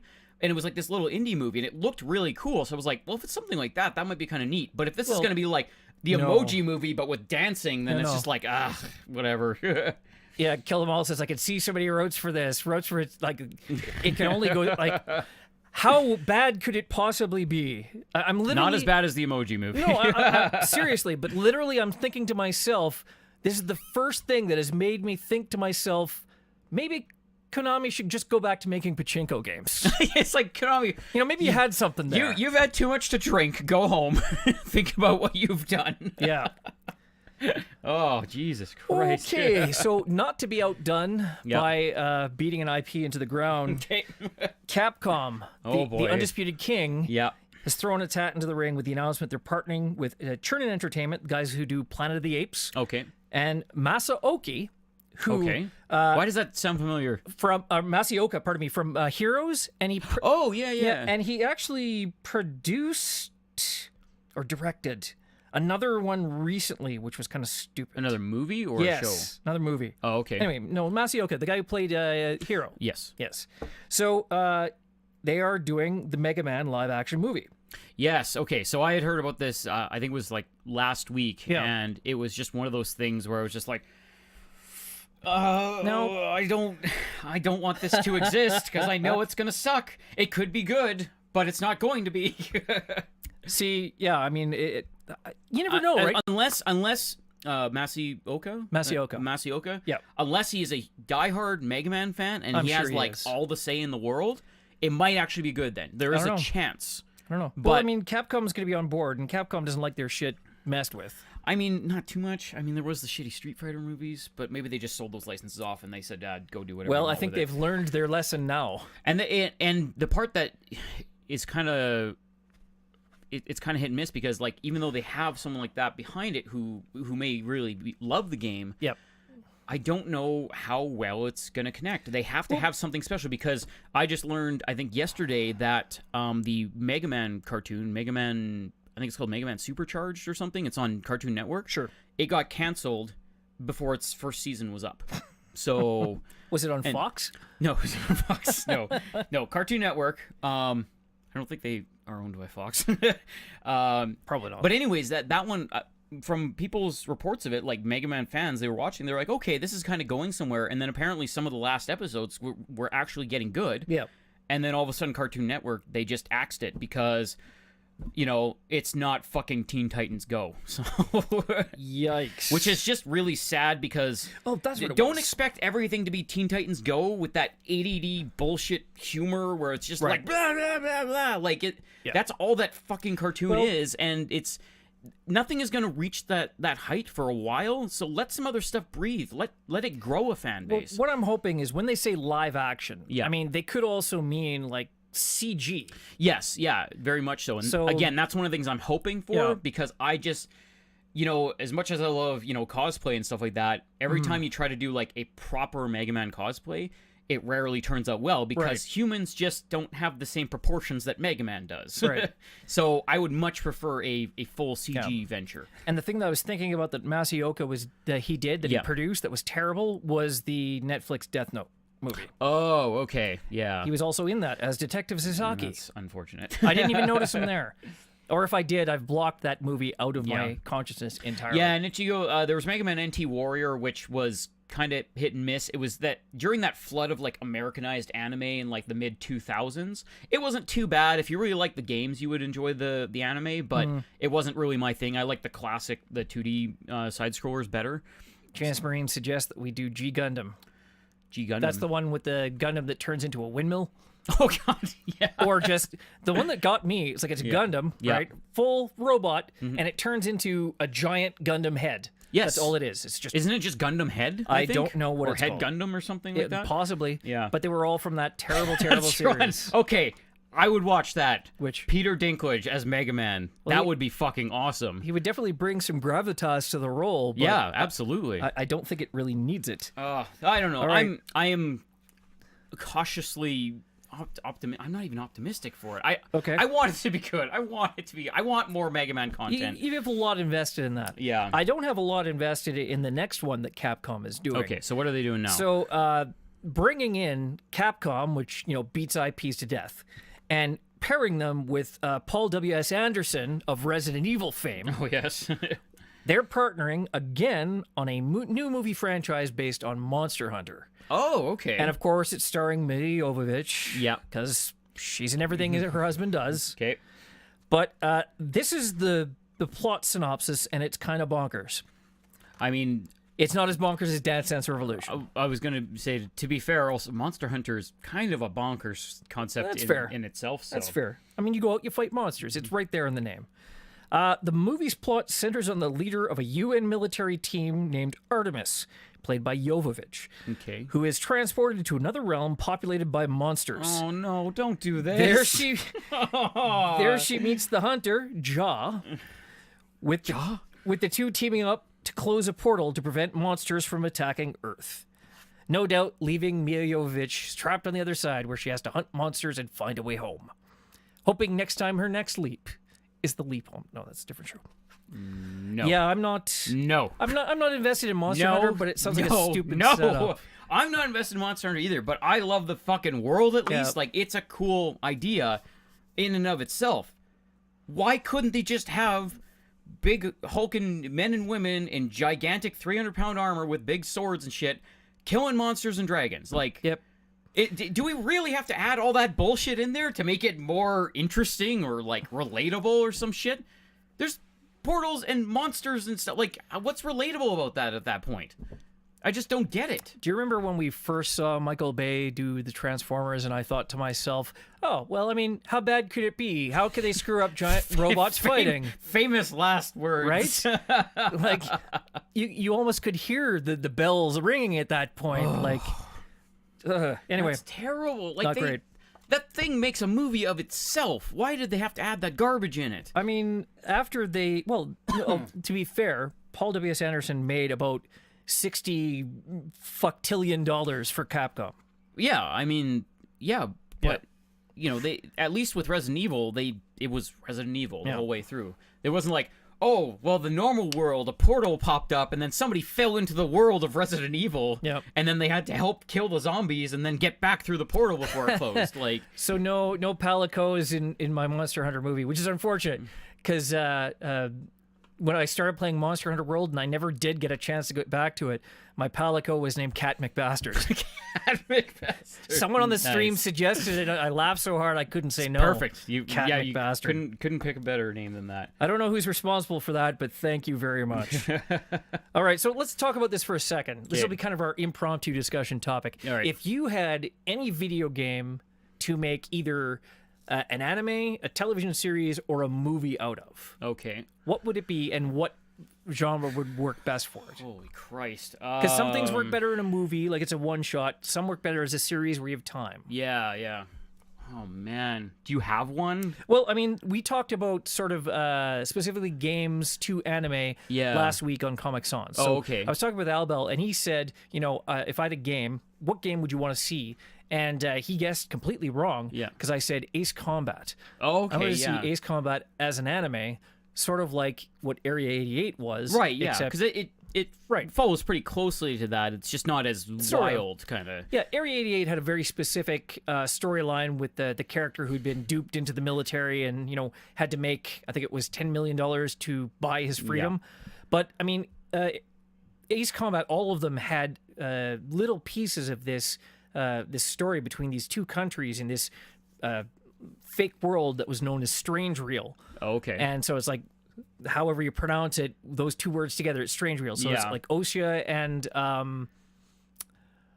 don't remember the other one. Belkin. Ichigo, you might be excited to know that they are making a Rainbow Six movie. Like, that's official. See, at least Rainbow Six is based on Tom Clancy, right? And it just lends itself. Military stuff. It's that'll work. That'll work well as long as it just is interesting. Good answer, Steve. Metro, yes, that would be awesome. Technically speaking, there's a movie based on the book that it's originally based on. Oh, really? But I would like to see a full-on... No, wait, pardon me. No, sorry, I'm thinking Stalker. Metro, it doesn't, but that would be a great one. And Tron, before that disappears up there, there is, I believe, a short OVA about Dead Space, like it's an anime. I think it's like a 45-minute movie or something, right? Not Ignition. It was... I have it. There was a couple of them, actually. Oh, was there a couple? Yeah. Okay, either way, yeah, if you want Dead Space anime, they exist. You can go watch them. Yeah, so. It was like... I'll look it up and post it later, but yes. And I've seen a fan-made Zelda anime intro or an anime trailer. And the one for the CDI? No, anime, not animated. Because holy fuck, that's rough. Oh my god, we'll save it for the mini CDI. But yeah, Ruru 2, that one's beautiful. You want to go check that one out? Just look up like Zelda fan-made anime trailer or something like that. It's beautiful, and it does lean a lot into like this would be an amazing series to actually explore. Yeah. Fallout, yeah, kind of a boy and his dog, but there's a lot more to it than just, post-apocalypse. There's like, all of the Brotherhood of Steel, the Enclave, now the New California Republic. There's enough plot there beyond just, radiation and zombies. Go. Yeah, exactly. And Steve, Dark Souls, yes, but only with the correct producer and director and writer, because that could be spectacular. But if Hollywood just got their hands on it and just made what they wanted to make, it would be fucking terrible. Guillermo del Toro. Ooh, that would be, yeah, definitely attach him. Because I'm thinking to myself, like him when he was doing like Pan's Labyrinth and things. Yes, very much so. But strictly with a weird Dark Souls world. Yes, that would work very, definitely very well. see that. About a Doom movie starring The Rock. Aren't they making another Doom movie, like a separate one? I've heard rumors about it. I don't think it's official yet. No Uwe Ball. That's a bad word here. We don't mention that, man. Water. Yeah, go for it. Okay, so yours was Ace Combat then. So what did you want to see made of it? Do you want an anime? Do you want a movie? Like, what do you? It was an anime. It was an anime. Okay, so the classic like 24 episode run, or right, like your typical anime run, right? It would have a number of different characters. You'd have your various your guys in your squadron. I think a few of them were actually fleshed out in, if you want to talk about Ace Combat 5 and 6, I think there were specific characters. Yeah, because they have like the ground politics, they have relationships with each other and everything like that. So yeah, I think that would lend itself very well to that, actually. Yeah. Anything that gets me the PS2 to PS4 games earlier. Honestly, something like, I'm picturing something along the lines of like, Gundam Wing, but with jet planes, basically, because there's a lot of, all the pilots have relations with each other. There's a lot of heavy politics going on in the background, and that's kind of affecting what's happening in that whole era. So, but with the death count of like Attack on Titan. Yes, because bombs and whatnot. Yep. Oh man. Okay. I would honestly, literally like an Ace Combat game straight up based on Area 88. Oh yeah, we've talked about that one. And speaking of ones that we talked about before, I don't know if we talked about this one specifically to an anime, but I'm going to talk about it anyways because we can have a discussion about it. Sure. And that would be F-Zero as an anime. Yes.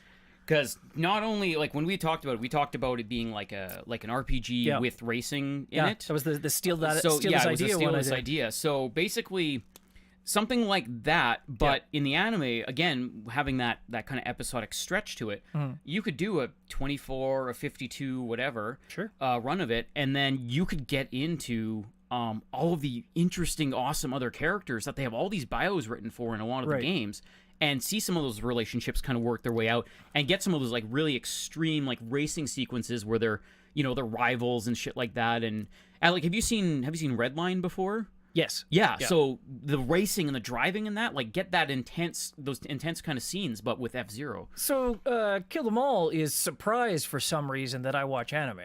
I think it's because he thinks you're a bit older and a bit of a stickler for live action stuff. I don't know. Because typically, if you speak to older people, they tend to be like, "Oh, you don't even know what anime is. Shut up." But we're on this show, so yeah. He missed my Federation of Zeon shirt from a few weeks ago. He has like a collection of like Gundam shirts and stuff like that. Actually, that's my only Gundam shirt. Oh, I thought you had a few of them. No. Okay.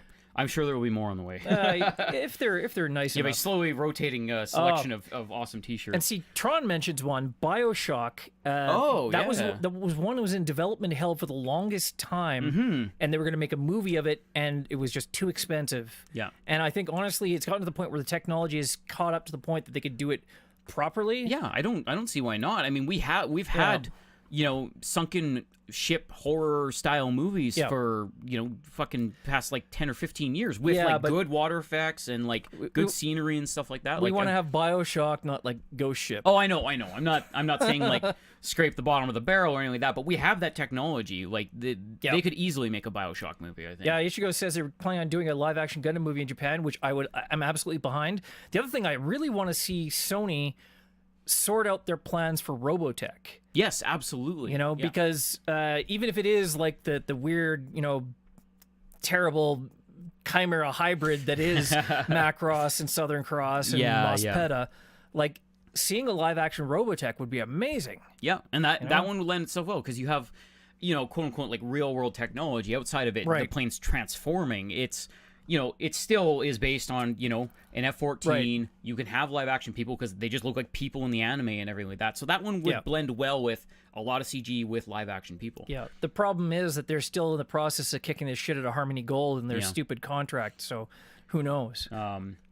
Yeah, Brewer 2 says he's 37 and he watches anime. But right There you here, go. man, I'm 36 and I love anime. I got started on YTV, all the new stuff like Dragon Ball, Pokemon, like Digimon. Like I started on all that stuff, and of course Teletoon with their late night stuff. Yeah.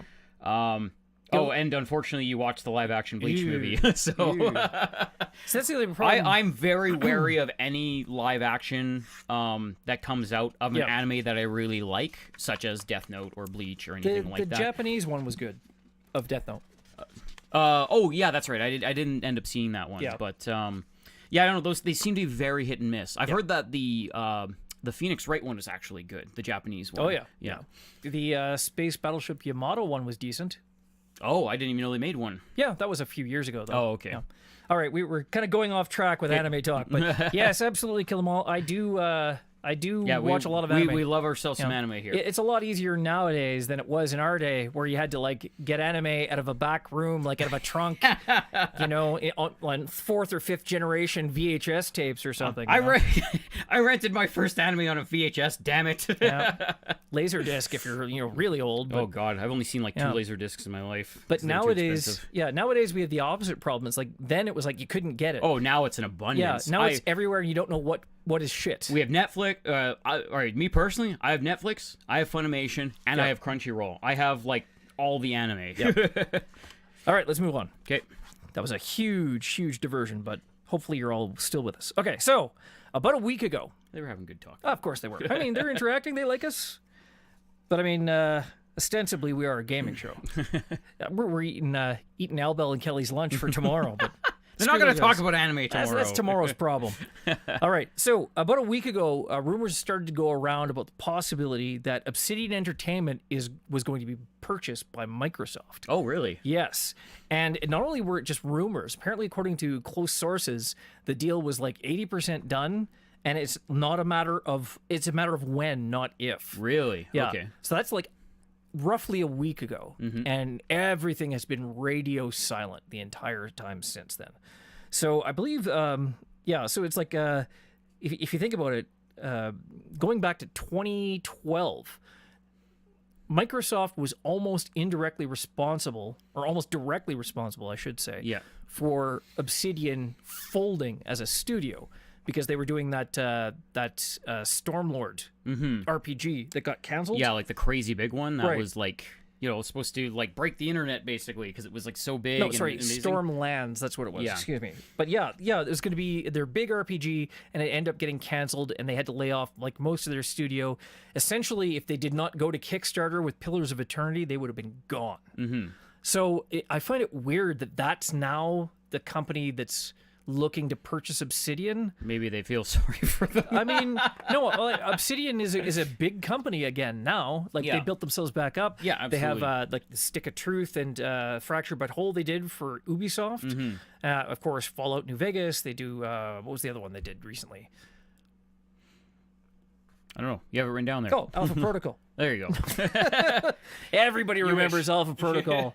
Man, if Microsoft could buy this rights, let me tell you. Well, and that's the whole thing is I think that we're in this era now where Microsoft is realizing that they can't just bank on hardware to make that money. They need software to sell said hardware. But I don't know. If I was a investor in Obsidian and I saw the way that like Lionhead Studios went, or any of the other ones that were purchased by Microsoft and then shuttered, like look at what Rare is now. Oh, absolutely. Compared to what it was. It's my joke. I always make of them being locked in the basement and Microsoft just opens the door from time to time, like, make a game. Yeah. Well, I mean, it's not even the same people anymore, but they can't even exploit their own IP that they own. Yeah, because Microsoft's got the boot on the whole time. So, I mean, it's really unfortunate. I mean, not to say that Sony hasn't shuttered a bunch of studios too, but to be an independent, successful studio versus directly tied to a single publisher that has control over what you do and don't put out, or could task you to make this next big RPG for their next system. And then, oh, we don't need it anymore. Oh, we're going to move all you guys over onto making microtransactions for Forza. It'd be like Visceral all over again with EA. I don't know. Yeah, Steve says RIP Rare, Well, I mean, we're also in that era now where... Hold on, I can't let this pass. What? Alpha Protocol was a flop, but it was an excellent game that didn't have its time in the sun. I will fight you to the death, Necro. There it is, ladies and gentlemen. Alpha Protocol is a fantastic game that just needed love for the night. just needed a little polish. Just a little polish. Okay, go on. That's definitely going to be a square on the board, too. Yeah, I was going to say, just add it on there. Okay. Be like, Alpha Protocol was amazing, Jack McBastard. Slap that on the box art. But no, there you go. Back to Obsidian. So because it's Obsidian and because they would still own licensing to that, Microsoft might be swinging back around and be like, "Hey, remember that big RPG we were working on? We have the technology to make that shit happen now." Wow, that'd be just like insult to injury, though. It's like, you remember that game you were gonna make and you didn't make, and I don't know. But hey, you know what? It's a different factor this time, because before it was just like they kind of came in and said, "Hey, do you want to like make this game?" Now Microsoft's gonna pull up with their dump truck of money and be like, "Hey, you want to make this game?" And they're like, "Ooh, I like money." I mean, I don't know. Like, it would really depend. If it was like a substantial amount of money, like their board would take it and they would have no choice. It's Microsoft, and B, Microsoft is going to invest because they need a killer app right now. I mean, not right now, but I mean, like, coming up, obviously. But at the same time, you got to think about it. Microsoft doesn't have money to throw around as much as you might think they do, because what the Xbox division makes compared to like what every other division of Microsoft makes is a really small amount. Oh yeah. So that they bought Ninja Theory, right, for Hellblade, and well, not Heavenly Sword anymore because Sony owns that. Obviously, but yeah. The developers, right, and they bought Playground Games for the Forza guys, and Undead Labs for State of Decay. Mm-hmm. So none of those were really like Heavenly Sword. Like Ninja Theory was a top tier purchase. The other ones, not so much. It just made sense because they were already publishing their games. I can't see them shelling for a big company like Obsidian. Either that, or they just have the ties, and they're just like, "Hey, let's do this." Right. But I mean, like, apparently sources say it's a done deal. I mean, it makes me sad, but let me tell you, that would absolutely be a draw for like your next Xbox. Well, again, it's one of those situations. They're realizing that right now Sony's killing it because like month after month they have like a big title dropping, and Microsoft is sitting there with hardware. Play our games on this, but they're not offering anything on that system in particular. So first and second party support. That's what. So now when they get a whole bunch of developers under their belt, then they can be like, "You make a game, you make a game, and you make a game," and then we're like, "Hey, you can only play these here." Yeah, Microsoft needed a killer app 3 years ago. Yeah, that's true. That is true. I mean, they did, but it was still in the wind. It was like, the Halo game and like all the other stuff. They did need a killer app 3 years ago. It's called Crackdown 3. Still waiting. And for those of you who have the digital Fiasco bingo card, Crackdown 3 is, I am sure, also a square. All right, so while we're pissing on Microsoft, so hot on the heels of the Google's Project Stream, having it up and running and having it out in the wild, and apparently it works great, with some latency, but, works great. I think it also depends on just where you are and what you're playing. But you're playing in a browser, like on a 25 megabit connection, and a guy's playing Assassin's Creed Odyssey. Yeah. And that boggles my mind, first of all. We're getting there, man. Right. Tech is getting bigger every day. Right. So don't forget, though, that Microsoft had this idea about a cloud and streaming a long time ago, so they want to make sure that you remember that. So they're jumping around the back. We're like, hey, remember we wanted to do this too? Remember cloud streaming? It's going to make it 4 times as powerful as a PS4? Yep. Anyway, so last week, Microsoft announced Project xCloud. Project xCloud. Better than Microsoft Xbox One X or S. Yeah, X or S, yeah. So it's a cloud streaming service that allows you to play Xbox One games on computers, phones, and tablets. Okay. So it's essentially the same thing, except with mobile attached to it as well. And PlayStation Now. kind of, right? It's a streaming game service. Okay, but to be fair, you look at PlayStation's network infrastructure versus Microsoft, which has like Azure farms in 54 countries around the world. More advanced, obviously, but it's the same concept now. Right. Whereas before, we were saying, good job, Microsoft, because they were allowing people to download games, and then Sony came along and finally allowed that, and now Xbox is going the other way and saying, hey, you can stream your games. Yeah. So what I love about this, that, it's going to be fine. Microsoft has all these Azure data centers. Sure, they're going to do what they can do. But what they're using it for is to stream Xbox One games to your computer and your tablet and whatnot. Yeah. So it's like, even if it's the best technology in the world, much like an Xbox One X, right now it seems pointless.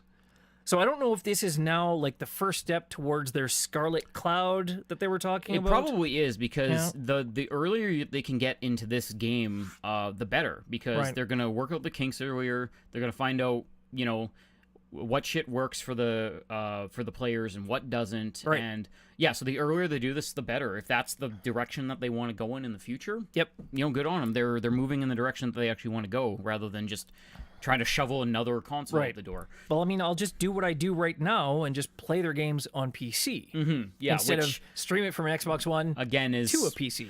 I think it's they're just maybe just more or less testing out. They're saying, hey, we have this option, but in the background they're like getting all their analytics and their stats from it and everything like that, because eventually, they want to get the people that maybe don't have a big powerful PC or people that are sitting on the couch and they want to play on a tablet with a controller or something like that type of situation. Meanwhile, Google comes out of nowhere and they're doing it today. Yeah. So I don't know. I'm still behind the PS Now and the Xbox Game Pass idea, where just download it to your system and just play it locally with licensing. That's perfectly fine by me. All right, so Red Dead Redemption releases at the end of next week. Yep. In case you had forgotten. Can you contain yourself, Jack? I think I'm out of saliva from all the drooling. That's why I keep drinking, because I've been drooling over all the videos over the last couple of weeks. I was going to say, you like licked a wear pattern in the monitor over there. Tastes like snozzberries. So what was kind of interesting, around the same time, a couple of days ago, Techland released a video that played on some of Red Dead Redemption's themes. So the voiceover of the video, as it shows like these traditionally old Western environments, the voiceover says, "The Old West is full of legends, and you, Arthur Morgan, will soon be one of the greatest, I'm sure. Because legends, they never die. They change and come back stronger than ever." And it dissolves into the Call of Juarez Gunslinger logo. Oh. So, I mean, this is something I just found out. Techland actually bought back the rights to Call of Juarez from Ubisoft in April. Because of the cartel? Well, I mean, I'm not going to say it was because of the cartel. Yeah, it was because of the cartel. But, I mean, back in April, right? So, Call of Juarez, the first and the second game were fantastic. The cartel was a game. Dumpster fire. legally, we have to call it as qualifying it as a game. But Gunslinger, which was a downloadable title, was actually really good too. Right. It went back to like the original two. So what I think this is probably going to be, it's a re-release of Gunslinger on like current day consoles. Yeah. I mean, that'll be good. Get some more exposure to it while people remember, oh, hey, I like Westerns. So, and to remind people that there wasn't just the cartel version of the game. Yeah. I think, no, Tron, we did not finish the game. We're just talking about new Juarez stuff that's coming up. Yeah, or a remaster or whatever it ends up being. On that note, we may as well announce it that Why Would You Play That will be returning. Making its triumphant return. November the 8th. Yeah. So, you can stay tuned for that one in the coming month, because... you wanted it, so it's going to happen. The return of the hot seat. Fucking Carlos Flores. Well, had to happen sometime. Yep. No, it's true. We'll be done with it. I don't know. That might be the first game that we just pitch aside. Well, like I said, I think there will be a few more ideas and rules coming into it as it ever develops. Yep. Okay. Quick hits. Yep. Got a few things left. We're coming in just about on time, actually. Do it up. So, Electronic Arts is reportedly exploring options to remaster the classic RTS series Command & Conquer. Ooh, yes. Yep. As part of the upcoming 25th anniversary of the original game's release in 1995. So they got 2 years. I think they saw from all of the downvotes on Command & Conquer Rivals that their original idea, Yep. not so good. And also, I think they just should have taken note of how popular StarCraft, the remaster, was. Exactly. People absolutely went like apeshit for that fucking remaster. So Command & Conquer, one of the originals. Yep. Genius idea. Fucking do it. I would play the shit out of that if they remastered it. I was a huge fan of the original mainline series. Not as much of Red Alert, but it was still okay. But I mean, those were the original games. There was Dune 2 by Westwood, and then Westwood went on to make Command & Conquer. Yep. And they got absorbed by EA, and EA fucking shuttered Westwood. But I mean, shit happens. Gamers don't want a CNC mobile game? Nani? No, like if you had watched our E3 streams, I'm fairly certain that was the most embarrassing moment of that whole I think day. the couch exploded, but in a bad way on that one. We're like, what the fuck? Like initially it's like, oh, Command & Conquer, and it's like mobile. Like, oh, you fucking kidding How me. dare you? I'd have rather had a Command & Conquer Battle Royale game. Wow, that's sad at that think point. about that. Command & Conquer Battle Royale style game, like Renegade, though. I mean, that would have been That's bad. at least better because it has vehicles in it, right? And as long as it wasn't like laden with fucking DLC bullshit. Better yet, Command & Conquer as a Battlefield game. Yeah, see that's a little more in line of what I would think would go really well with that. That would be awesome. With some base building tactics in it and whatnot. But either way, I mean, I really hope they do this because, remaster them. They'll look prettier. Yeah. Few, quality of life changes just to make it like they flow did a with little better and everything StarCraft. like that. Same thing. Yeah. Totally down for No, that. it's not a deck building game. Oh, God, no.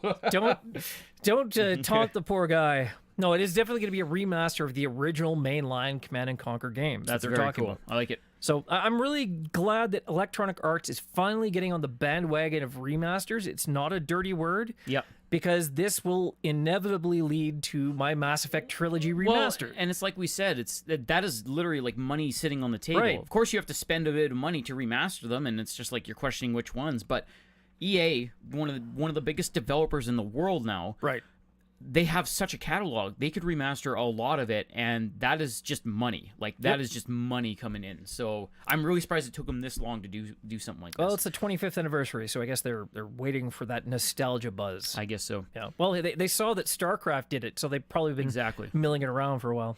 All right, so speaking again of Microsoft and Ninja Theory, Hellblade is actually getting a physical release. Oh, very cool. Yep, this December on Xbox One and PS4. It's going to be available on December the 4th. I don't know if that's going to be a limited release, but I think with all the awards it won, it'll probably be like available pretty much everywhere. I wouldn't be surprised because this is one that really kind of flew under the radar because it's a very kind of specific game. Yeah. But I would suggest everyone out there give it a try. But play with headphones on. Oh, definitely. Because it's an experience. Yeah. It won a bunch of Jeff Keighley's VGA awards. Absolutely. And it won like a bunch of BAFTA awards. Very well deserved. Yeah. It went that extra mile to make a very just lasting and very psychological and eerie game. It was very, very well done. Yep. Okay, and last but not least, Sony has filed a lawsuit against a hacker who is selling jailbroken PS4s on eBay. Oh, shit. Preloaded with pirated software. Bring that hammer down. Yeah. Apparently the listing also directed buyers to his website where it told them that they can download and copy any game. Stop paying for games, it advertises. Wow. Yeah. That's ballsy right there. Just put it right out there. Like, that's, like, not only ballsy, that's ignorance. That's waving your dick at traffic kind of ballsy. They're not going to throw the book at you. They're going to throw, like, a fat PS4 at you, or fat PS3 at you, you know? The old, like, 80-pound ones. Yeah, crush your skull with that. Right. That's, like, right up there with, like, the original Xbox in terms of weight and, like, sharp edges. All right, so since we moved the big ticket back to the beginning, and just to remind people, if you have not done so already, please turn off your messages on your PS4 until they fix the issue with the system software update that will brick your PS4 if you get a trolling message from a guy. And I'm sure that one will be along shortly, because I'm hoping that it'll be a smaller fix that they can get out in the next day or two. Yep. So because we moved the big ticket to the beginning, we are now moving straight on into the options menu.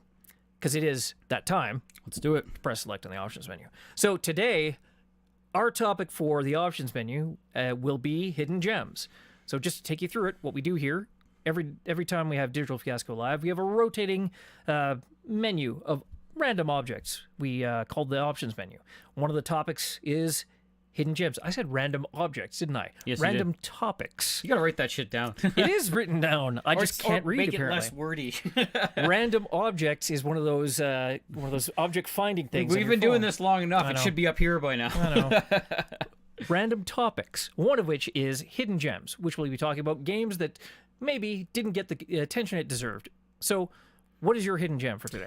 Okay, so mine goes back a little ways, and it was more of a hidden gem because gaming was still kind of, I would say, up and coming. And because this one I played on a Windows 95 machine. Oh. And I believe it was also available on, they had a remaster or just like another version of it on, I believe, the PlayStation and maybe the original Xbox. I can't remember. Okay. But I played it on a Windows 95 machine way back in the day. And this came up because I was having a chat with someone on Reddit because he was doing his own version of a game that I thought that this was going to be, but it was like a different one. But it shares a lot of similarities. And this game, is Return Fire. Oh Jesus! I played the shit out of that in the 3DO. Yeah. So maybe that was it. Maybe it was the 3DO and PS1 then, or something like that. But yeah, so Return Fire, for those of you that don't know, this was a classic, back to basics, I don't know, battle arena kind of situation. Player versus player. Yeah, it was just straight up player versus player. You could play two people on the same keyboard with split screen. You had two controls on the 3DO, obviously. Yep. And the way Same that as the one PS1. worked was you had random different kinds of maps. So you had a base on each side of the map, and then you had little rivers and mountains and trees and shrubbage in the way. And basically what it was is you had a little tiny military guy, you had a Jeep with a turret on it, you had a fully loaded tank, and I believe you had a helicopter. And there was a dune buggy or there was something else, a motorbike. There's a fourth thing. Yeah, there was some kind of fourth vehicle. No, the Jeep was the smallest. Oh, there was like a mine-laying APC or something like that. Yes. So basically, you had a little tiny military guy, and you could run around, and then you could get in any of the vehicles. But the whole catch to it is if you just died as your person, you were done. And every time a vehicle blew up, you lost that vehicle permanently. So it was just, those were almost like your lives, and they all had a different ability to them. So the tank obviously shot bullets. Correct. Like big cannon shells. The Jeep was really fast, and it could go over rough terrain easily. But it had a little turret gun. There was an APC that could drop mines behind it, and then you had a helicopter that had a turret gun on it. And basically, you had kind of equal battlefield sides, and you just went at it and tried to kill each other and knock through all the vehicles. And you couldn't carry the flag with the helicopter, just so people know. Oh, that's right, yes, and it was a capture the flag situation, too. But you've missed what I thought was the most ingenious and memorable aspect of the game. It is war set to classical music. Oh, yes, that's right. I forgot about that, actually. Maybe because it was really crappy MIDI music on my computer or something like that. Yeah, maybe on the computer. On the 3DO, it was full CD quality sound. Exactly. But it's each vehicle had its own classical music theme. The helicopter was Flight of the Valkyries. Right. And I think the tank was Mars Bringer of War. And it was big, epic, orchestrated music as you're beating the shit out of each other across this map. It was so fun. Oh, thank you for that, Necro. Return Fire is featured in the opening scene of Pauly Shore's In the Army now. Okay. Never did get around to seeing that. One, we know now that Necro has seen In the Army now. Two, we know that the movie was so memorable that he had that little piece of fact right at his fingertips. Well, there you go. Locked and loaded. But yeah, so I was getting in discussion. I think Necro is Pauly Shore. It's possible. It's possible. So I saw this guy on Reddit, and he says, "Oh, I'm making I've grown up and I've learned how to make games and stuff like that. So I want to remaster this one that I played on PS1. It was one of my favorite games, and he had these really basic kind of formatted versions. And he had a little tank driving around, and a little guy running around. And I was like, oh my god, is this Return Fire? I want in on this. I want to know when you have a test version of this. And he was like, no, it was this other game for PS1, but yes, very much in the same vein as that. It was, you had your little guy, you could run around to different vehicles, and But yeah, I absolutely love that game. I remember playing a demo of it. And then I was just like, I need this fucking game. It's amazing. And had countless hours of fun with that one. I had a lot of flashbacks to Return Fire playing zones in Warhawk. Oh, yeah, no kidding. It was just like a really advanced version of it, yeah. But let me tell you, like, in the back of my mind, I'm like, the Flight of the Valkyries. Such a great game. But yeah, I had a lot of fun. Necro, dude, you were awesome in Biotone. Really brought that one together. Okay. All right, so for me, since we're running low on time, mine is actually, I mentioned it earlier, coming out this Wednesday. Yeah. An early access game that's been around for a couple of years now is going to its final version 1, and it's called RimWorld. Okay, yeah. And this is an indie game. It's been around for a while. It's been on Steam. You've probably seen it. It has never once, as far as I know, come down in price. So as an indie game, and I looked at the graphics, it kind of looks like a tiny build sort of game. Okay, yeah. So or like a what's the other one? The guy is Tiny Build does Prison Architect? Oh no, that's oh, damn it, I can't remember. But similar to that it's that quality style. of animation. It's the little cartoony kind of guys and everything. So in any case, along those same lines, you know the animation style I'm talking about, though. So I looked at the animation and I looked at the game, and I'm like, I mean, it seems interesting, and I kept hearing from people, "Oh, this is a great game. This is a fantastic game." And I looked at the price; it's like $30, and it never comes down in price. It's really questionable to get a $30 indie title as early access. So eventually, I actually just knuckled down and bought the game. Yeah. And holy shit, is it fun. You're glad you did. Oh my God. I mean, yes. Okay, granted, the graphics are simplistic. They just are. Once you accept that and move past it, it is such a fun game to play because it is literally like that old game Dwarf Fortress. Oh, okay, where there's so many random events and whatnot. You literally you start off with a world and you pick a spot to land on the world, and depending on where you happen to land will affect the resources you have in the area and what other sort of bandits or other things in the area will attack you. Yeah. Or other cities that you can trade with or things. You start off with like your dinky little crashed colony, and you have to try to somehow survive like the winter and the summer and the drought and the floods and like not enough rain, not enough food, too many animals attacking you, just all kinds of random not things. enough animals attacking Not you. enough animals attacking you because you hunt animals for food, right? So depending if you farm or if you resort to cannibalism, because you can do that too. Like, and you have to keep if you harvest food, you have to keep it like refrigerated so it doesn't go bad. So this sounds like a full planet version of Oxygen Not Included. Kind of, yeah. But you're trying to maintain your own tiny little colony. So as you start off, you have like 3 guys or 5 guys, and these pods from this ship that exploded keep crashing, and you have to go out and rescue them before they're either like kidnapped by another tribe or they're eaten by wolves or whatever the hell, right? And bring them back to your colony. But if you get attacked by bandits and you wound one of them, you can like throw them in jail and like brainwash them until they join you. So it's interesting. That's handy. It is. But each one of them has stats in various different activities. So some will be better at guarding, some will be better at making furniture or crafting structures or research. Cooking, exactly. Like all these different jobs they have, and they'll also have negative effects as well. So everybody has a negative effect. So one guy has pyromania, which if he gets like upset or like too stressed out, he'll start setting fires to relieve the tension. You don't want that fucking guy in your colony. Yeah, no kidding. But there's things like he needs to be around a lot of people, or he needs to be alone. He needs to be like away from the colony. It's like he can't abide the dark, so he has to have lights on all the time. Things like this, like all kinds of weird phobias that make each character individually more interesting. Rutus says name it Lost in Space and sell it to Netflix. Which is a decent show on Netflix, the remake.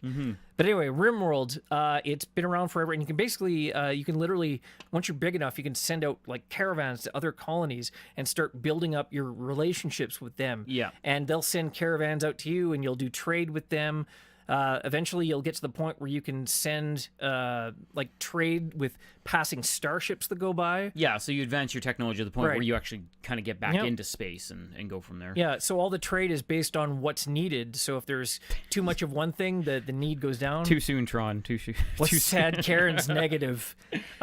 everything. I don't think she had a marketable skill. I mean, she's dead, so she obviously had a lot of them. That is true. And it wasn't intentionally either. She dies. I recall that was her boss. Yes, she was not invulnerable. So she had a 10+ stat in dying. Yeah.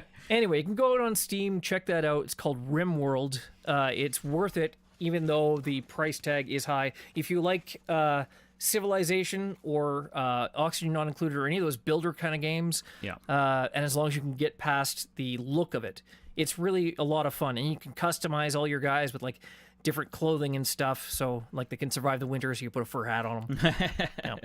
Very good game. Anyway, so that, I believe, is our show. So tune in tomorrow for Comic Sans. That'll be Kelly and Albo. They'll be back. Actually, pardon me, I lied. It'll be Kelly and Claytoon tomorrow. Okay. Yeah, and they'll be on tomorrow at 7 p.m. Central Time. In the meantime, if you want to reach out to us, tell us what you think of our show, please reach out to your friends and fellow gamers. Tell us what we're like. Click the follow button on the bottom if you haven't already. Right down there. Yeah, and you can reach out to us at Twitter. Tomorrow's not the night of 998 puns. 4 at most. You can reach out to us on Twitter at digital_fiasco and tell us what you think. Even if you thought that Sad Karen was a valuable member of the community and needed to be spared I'm her sure zombie existence. someone out there thought that. Nope. Yes, like, comment, subscribe, all those good things. We live and die by your feedback. So please tell your friends, tell your neighbors, tell your moms if they watch that kind of show. Tell your dogs. They'll look at you funny and they won't know what you're saying, but I love dogs. So. There you go. All right, until tomorrow, folks, we're Digital Fiasco. I'm Jack McBastard. And I'm Dandr0id. You guys have a good night.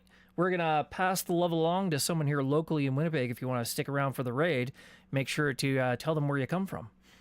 Good night, folks. Good night.